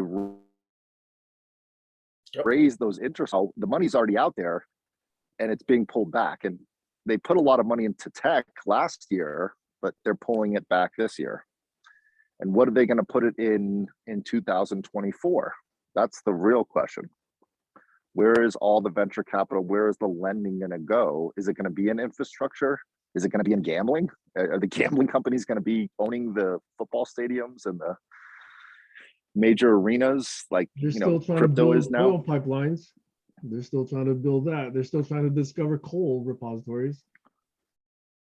China's running out of coal also, by the way. Did you know that? It's a huge threat to China. England's moved out of coal. They're doing well. No, but I'd love to talk to you about electric vehicles. I looked into the F-150 Lightning. I looked into Lucid Air, pretty cool car. Really expensive though. And the Plaid, Plaid would be an interesting car. I've also got my the X-Bus, as did I. Yes, I've been waiting for that for a long time. They'll never ship it. No, they will. The factories just not at $40,000. Not at 40,000. No, unfortunately.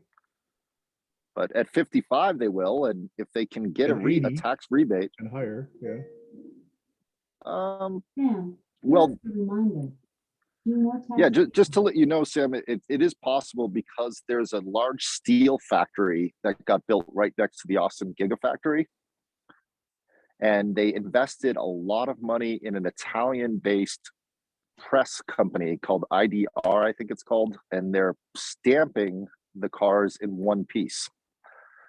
Yeah, it's a pretty. That'll bring the cost down. But that's not the bottleneck. The bottleneck is the chips. They can't get. Well, they made their own chips. Yeah, they have chip companies moving to America now. Yeah, but they still have to build them, and there's still not enough. They projected shipping them last year. They're still not shipping. Where are they building them? Do you know? Texas. Like Josh was just saying, there's a big Tesla factory being built in Texas.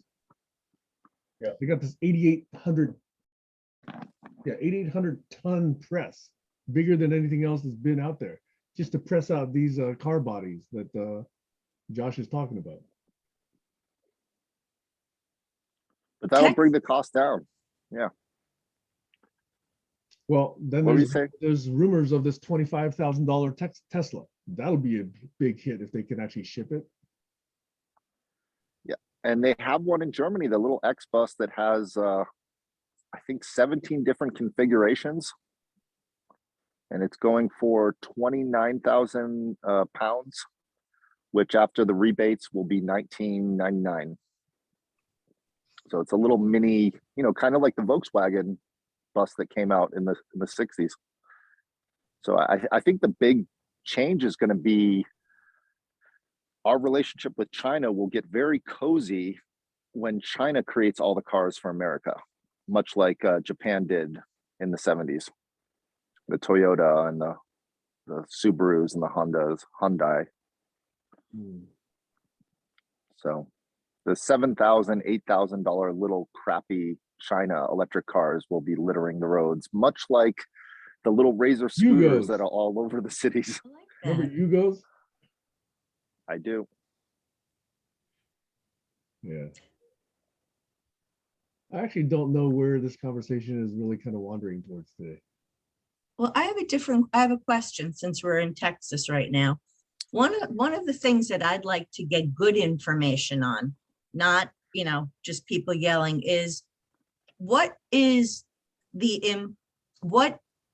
impact of crypto mining on the environment? And because you mentioned Texas, I hear different things, but I don't really hear a good, I want to hear a multi-sided perspective on at least what to watch out for, what to be careful about. Like, I know there's this huge plant that was taken over in Texas to mine cryptocurrency. And when I hear, then they talk about, well, it's good for the electrical grid. And I don't understand enough about any of it. But what I know is most people don't understand just as much as I don't understand. And I feel like if we don't get an informative narrative out now, people will already start believing things, and we're going to be in another situation with misinformation like we are now. So I'd like to hear it before people form their opinions on what the facts are. Sorry, I wasn't so articulate with that ask. I'm not an expert in this area. What I know is no matter who's trying to do mining, you're not ever going to catch up to the mining farms in China. They've got so much going on there, nobody will catch up. Unless you're one of the very earliest ones who sat on thousands or millions of Bitcoins when they were first, created.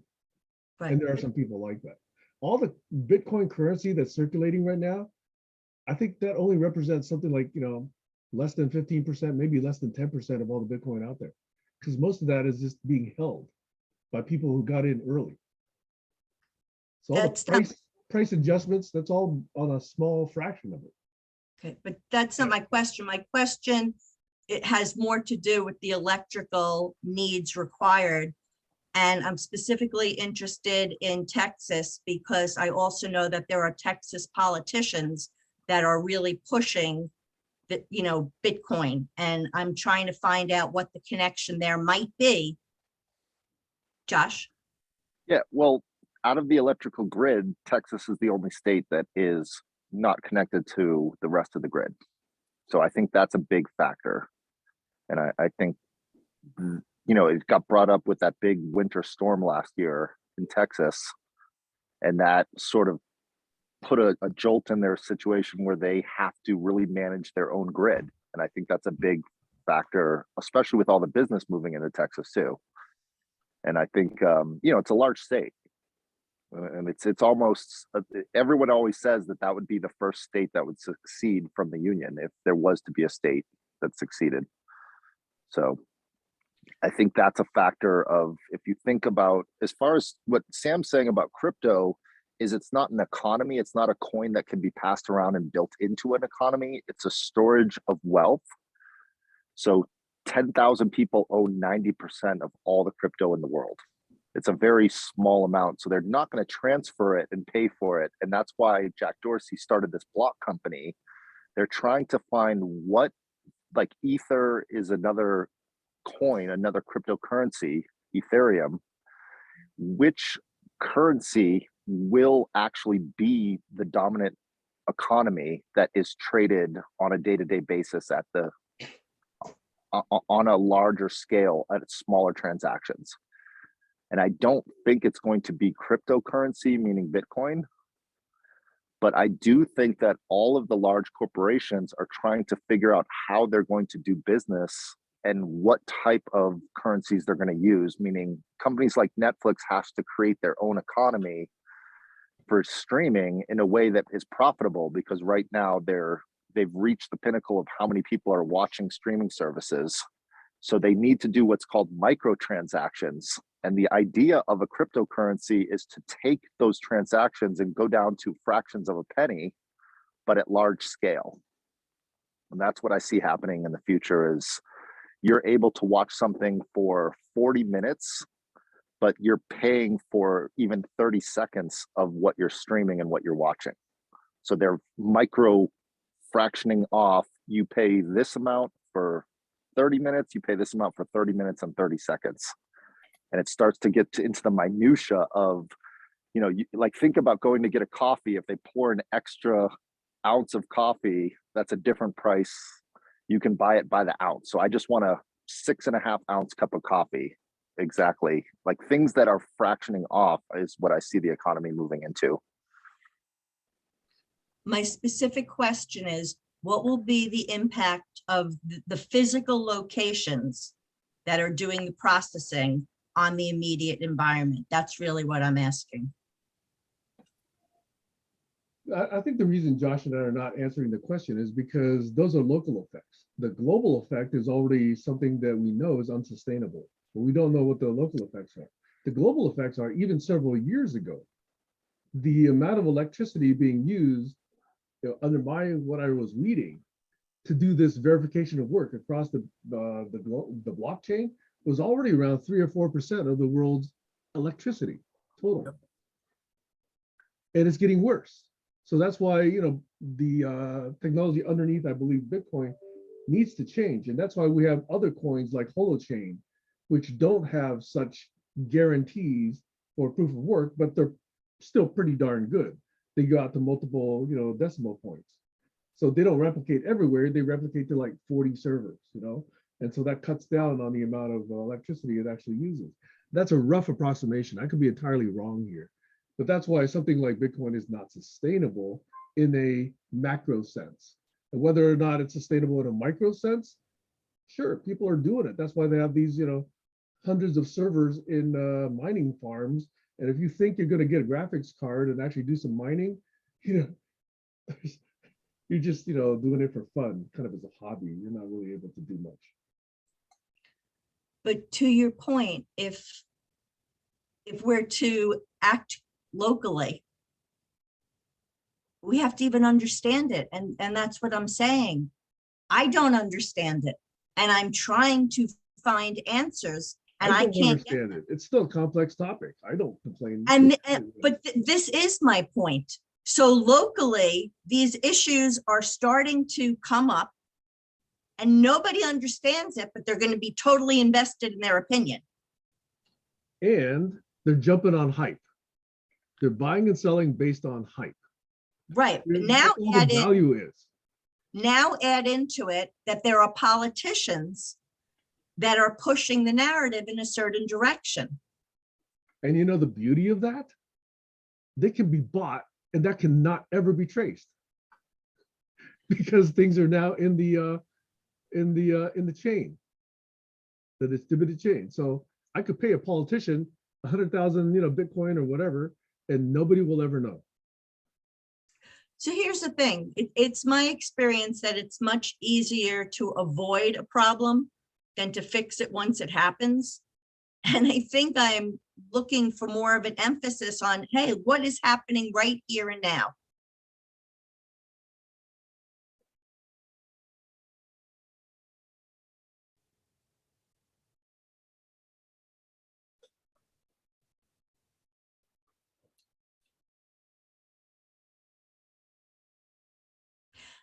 Sam, I think you answered my question, that we don't know, or you don't know, and so we're not getting answers because nobody has them.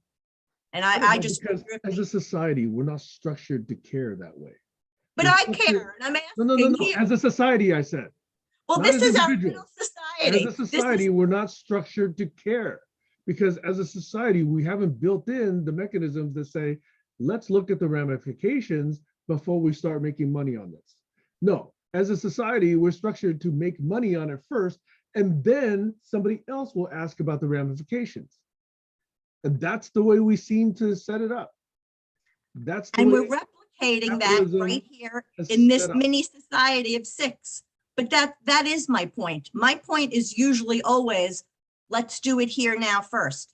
If the 6 of us can't adopt a different style, how do we expect anything outside or bigger than the 6 of us to be able to do it? Yeah, I don't think we're even able to do it right now because there is nothing concrete that we're supposed to be doing. Gathering correct information is a start, or at least asking the right questions. That's a great start. It's easier to care about something if there's something that you can actually do that makes a difference. If you're in position to improve things, and caring about it makes sense. If you're not in a position to make a change in things you care about, then you're in what I would call doom and zoom. Here we are in doom and zoom. I would rather care about something that we can actually make a contribution to fixing. Well, but here's the thing, each of us have a different role to play. So I agree with you. What keeps us away from, doom and gloom is if we feel that there's something we could do. So Exactly. speaking just as an individual, because we all have different roles, if I knew the answers, I could engage in conversations with other people. That's something small, but that's part of who I am. That feeds me, and it could be doing something positive, but I can't do that if I don't have the correct information. But you also want to share it with people who are in position to improve the situation. If you share it with people who haven't a chance in hell of fixing it, then you're just passing along the doom and zoom. Okay, so here's what I say about the doom and zoom business, okay? It is potentially true that as individuals, we may not be able to do anything directly about any specific issue. But as individuals, we are certainly capable of identifying those in our network or in our community who are able to make a difference and support them. But before we do that, we have to do some sense making. We have to share what we know.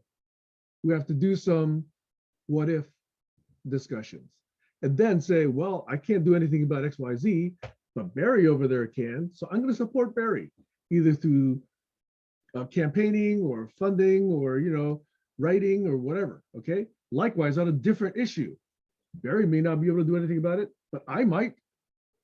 So Barry might support me. So sense making and building the network is how we can actually, do what we want to do that's good in the world. It is not the case that we have zero power. We always have the power to understand. We always have the power to connect. We always have the power to support in some way.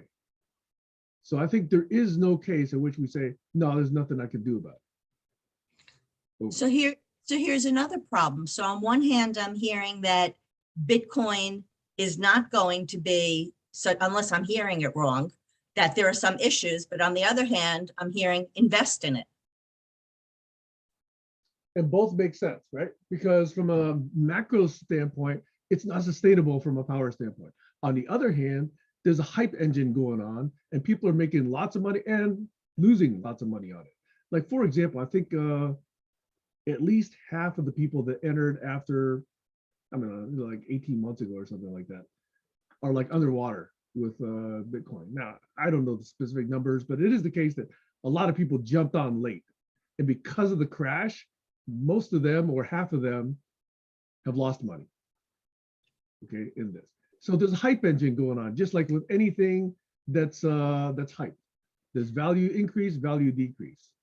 And so you could believe fundamentally it has no value, but do you want to make some money in the hype cycles? A lot of people do. A lot of people make some money in the down cycles by, selling, what is it, puts? I don't know, options on it.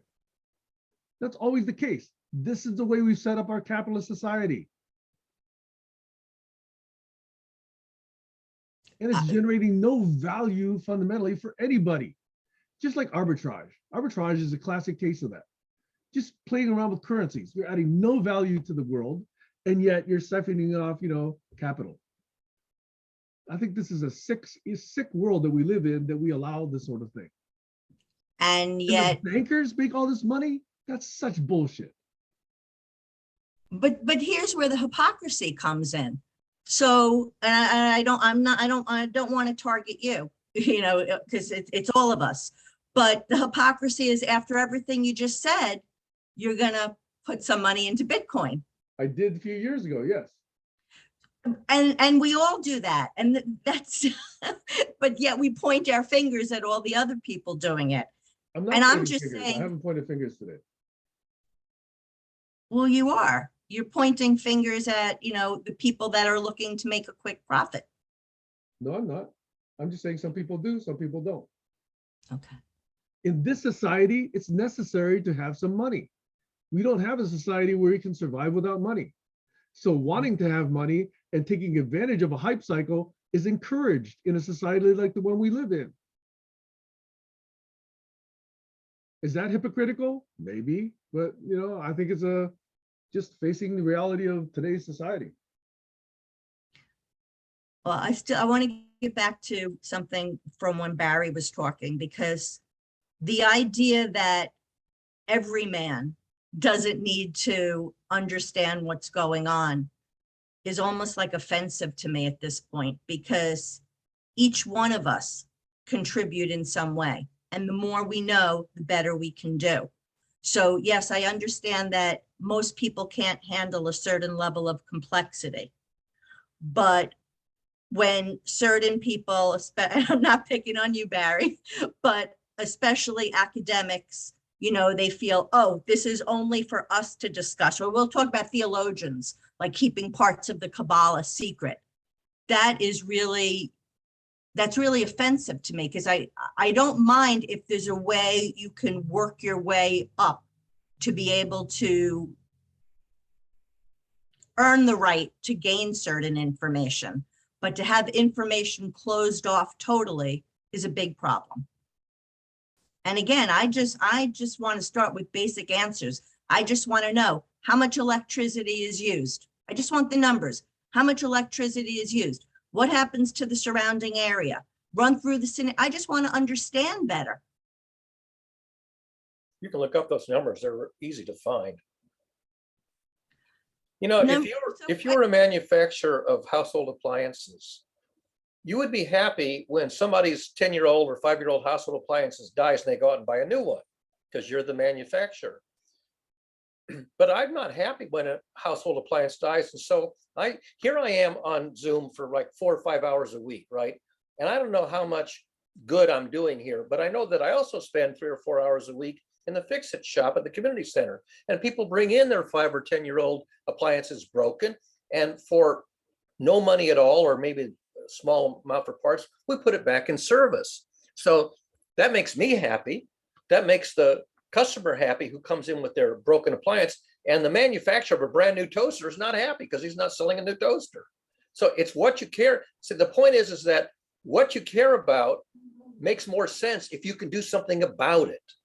If you can't do anything about it, it's sort of a waste of service and grief and aggravation to fret over something that you can't make any difference in. So I would spend half a day a week at the Science Museum helping young children learn some science, or half a day a week at the Fix-It shop, bringing dead appliances back to life, because that's the one thing that I could make a contribution to, where I feel I'm making a net improvement to the situation that everybody's concerned about.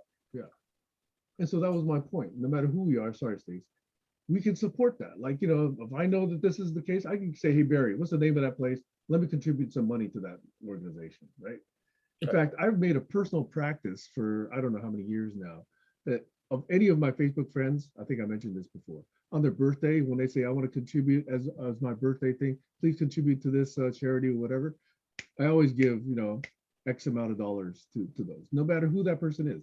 If they're in my friends network and they want that, I just give a standard, you know, default amount, okay? I don't determine whether it's good because my friend has determined whether or not it's good, okay? Obviously, some of those could be not so good, but I don't have the time to go vet those things. That's how we support each other in this network, okay? And the other point here, which is whether or not knowledge is hidden, this is actually a subtle issue, very, very subtle issue. Because years ago, 20 or 30 years ago, on the internet, when it was first popular, somebody leaked plans to build a nuclear bomb. Josh probably remembers that. So that was dangerous. People actually learned how to build a nuclear bomb using publicly available information. Yeah. Now, you could say with a society where everybody's responsible and everybody's well-meaning, no issue, no problem. Let's not hide any information. I don't think we have such a society today. So how do you have openness of information and the opportunity for education while at the same time taking certain precautions so that, you know, various psychopathic elements don't become larger dangers than they are? And that's only one example. There are many other examples. You know, systems, for example, like the Knights Templar would have like 33 different ranks or whatever. You don't actually get to know the deepest, darkest secrets until you reach certain ranks. They have their own reasons for keeping things secret, just like the Mormon Church does as well, and, you know, other organizations do. And Maybe you could even say some martial arts schools, save things for until you're like the master or the disciple. So there are all kinds of systems for why information gets controlled. And you could say that, generally they're still trying to educate people, but they're not trying to give people more than they, quote, can handle. And that's a very dangerous assessment.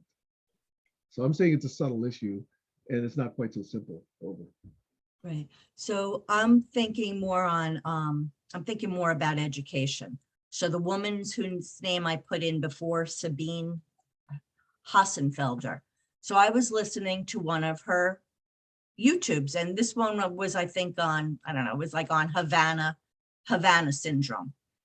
But my point is, in listening to her, not give an opinion, but just go through all the bullet points and explain things and break it down, but not tie it up in a bow, it made my imagination go off into other places that had nothing to do with Havana syndrome.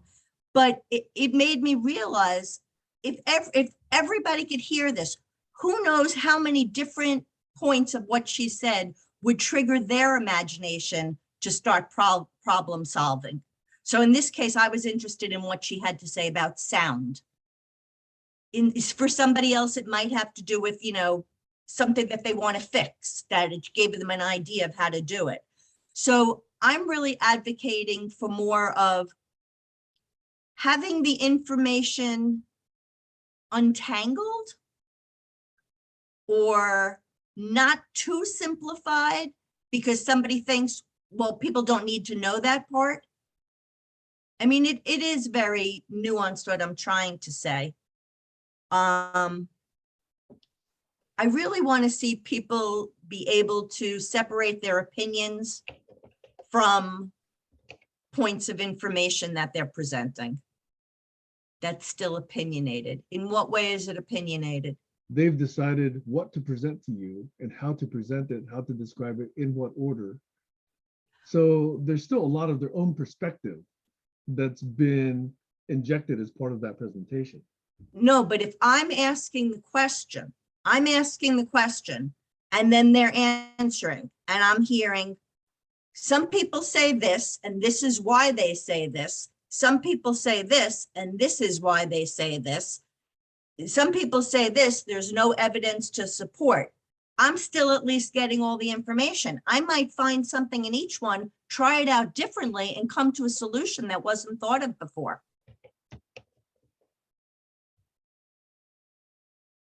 Good journalism, but good journalism isn't what it used to be.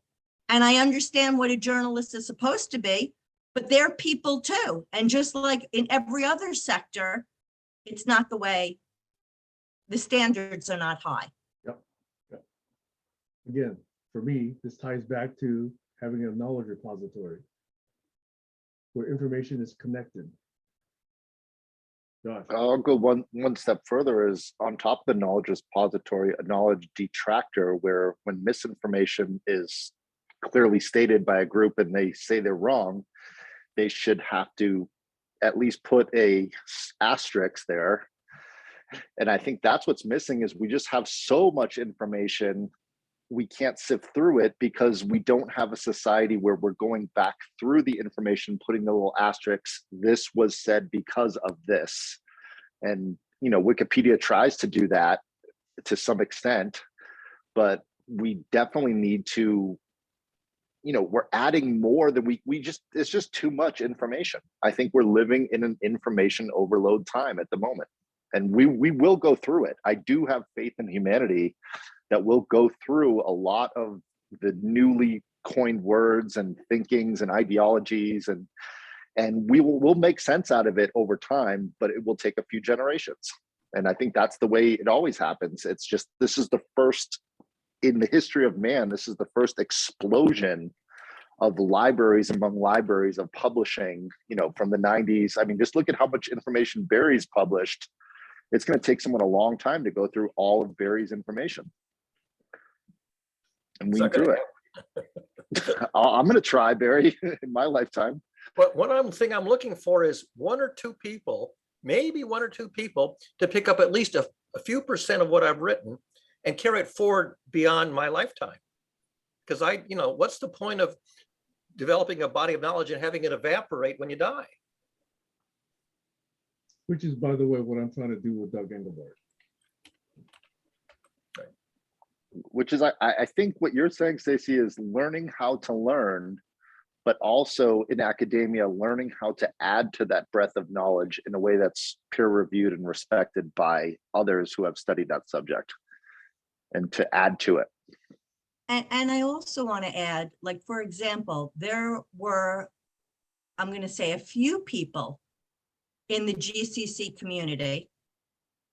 They might not be main members of the GCC community, but they happen to have also been part of this GCC community that actually blocked me, because when they were putting up misinformation and I would privately or publicly talk about it, their answer was, yeah, but it still had this point. Like, I would show them something and I'd say, well, this isn't true. And they didn't care because something else about it was true. Or somebody else, they didn't care because they want to make people think. What kind of garbage is that? So again, there's that thing within each one of us where we have our own like moral code of what's acceptable. And so aside from what Sam is asking for, which I agree, we need that shared repository. We also need some sort of, I don't know what you would call it, but to balance out power and influence and things like that. There needs to be, I mean, I don't even know what to say. I don't know what there needs to be. It needs to be a lot of solutions. There isn't just one. And I would venture to say also, Stacey, is that some of these things are so new, we don't know. It's going to take some time to sift through it. Like, there's so many new, like, NFTs got really popular this year, and everyone uses the phrase NFT, but not many people own an NFT and mint it and use it. And in other words, it's so new, we don't know. I'm waiting for the first lawsuit of a large NFT group when someone creates a piece of art and then people say that's not, you stole that from somewhere, and everyone minted and bought part of that blockchain contract. And then when they sue, are they going to sue one person, or are they going to sue 800 or 8,000 people that are on that blockchain of ownership to that NFT? I want to see that lawsuit. That lawsuit hasn't happened yet. And until it does, people keep buying these NFTs thinking that they're going to actually be able to recoup their money or get paid. And I want to see actually one of them be successful and the payout go to all these people that the smart contract says it should. I want to see if they get paid, especially if Bitcoin isn't even around in 5 years from now. It's quite possible that the entire Bitcoin market is completely gone, like the tulip trade. I want to buy some land in the mountains and go away and have my friends come and build. Come on over. Come on over, Stacey. We got land next to our Go land. west, though, I want to stay in the Northeast. There are mountains in New Hampshire and Vermont.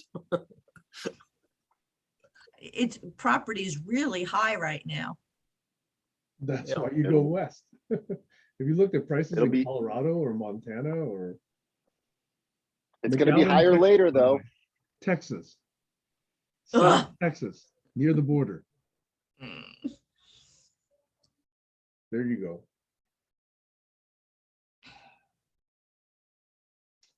It's top of the hour, guys. Yeah, I Yeah. noticed that. Did we learn anything in 2 hours? Did we solve any world problems in 2 hours? I've learned I'm pretty cranky these days. I have to shower this doom and gloom off of me. Doom and Zoom. Well, I learned something from you, Barry, which is feeling good about the small contributions is the best that we can do in our local communities. And I do feel looking at the global level can drive you insane, and the smart people problems and solving the world's systems. But on the local level, just taking care of, the people that work hard, like I buy from our local baker, and just taking care of the local people that are doing their best. And like Sam said, he gives money to his friends' donation on their birthday on Facebook. Those type of contributions on larger scales make a real big difference, because it's at least moving energy. I look at money as just information, and it's moving that information. And what you said, Stacy, about hiding the information, if it's not moving at a speed to help people, then what's the point?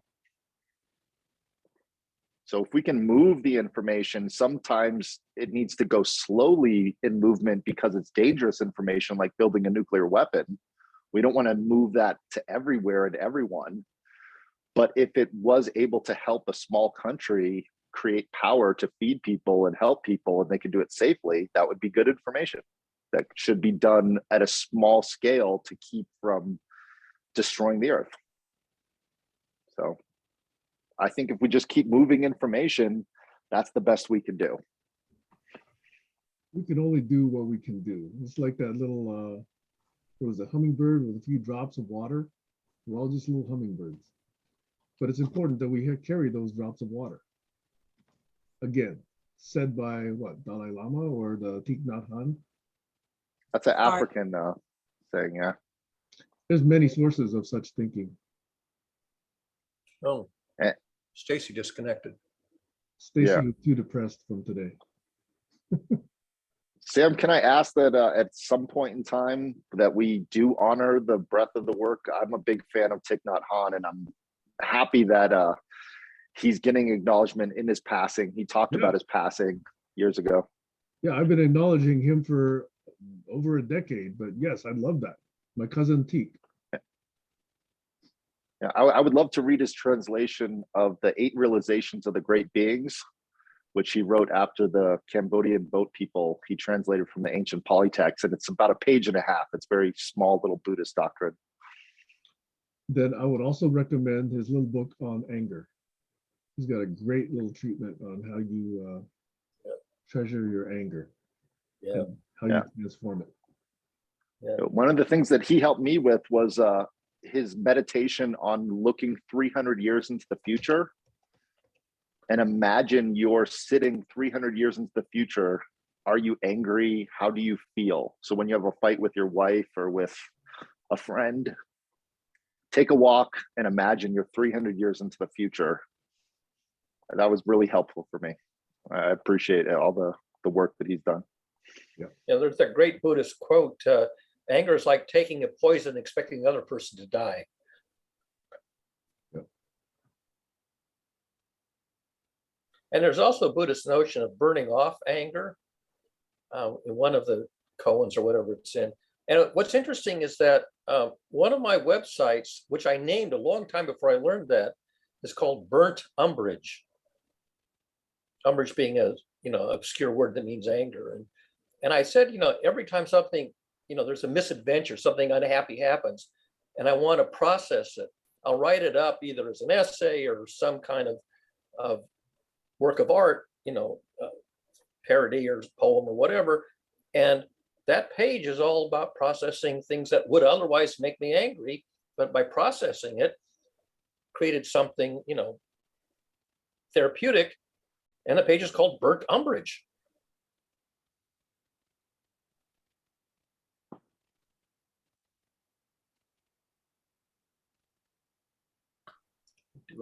Do a save here real quick.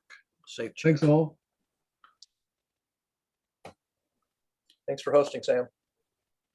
Have a great weekend. Cheers. Bye. Bye.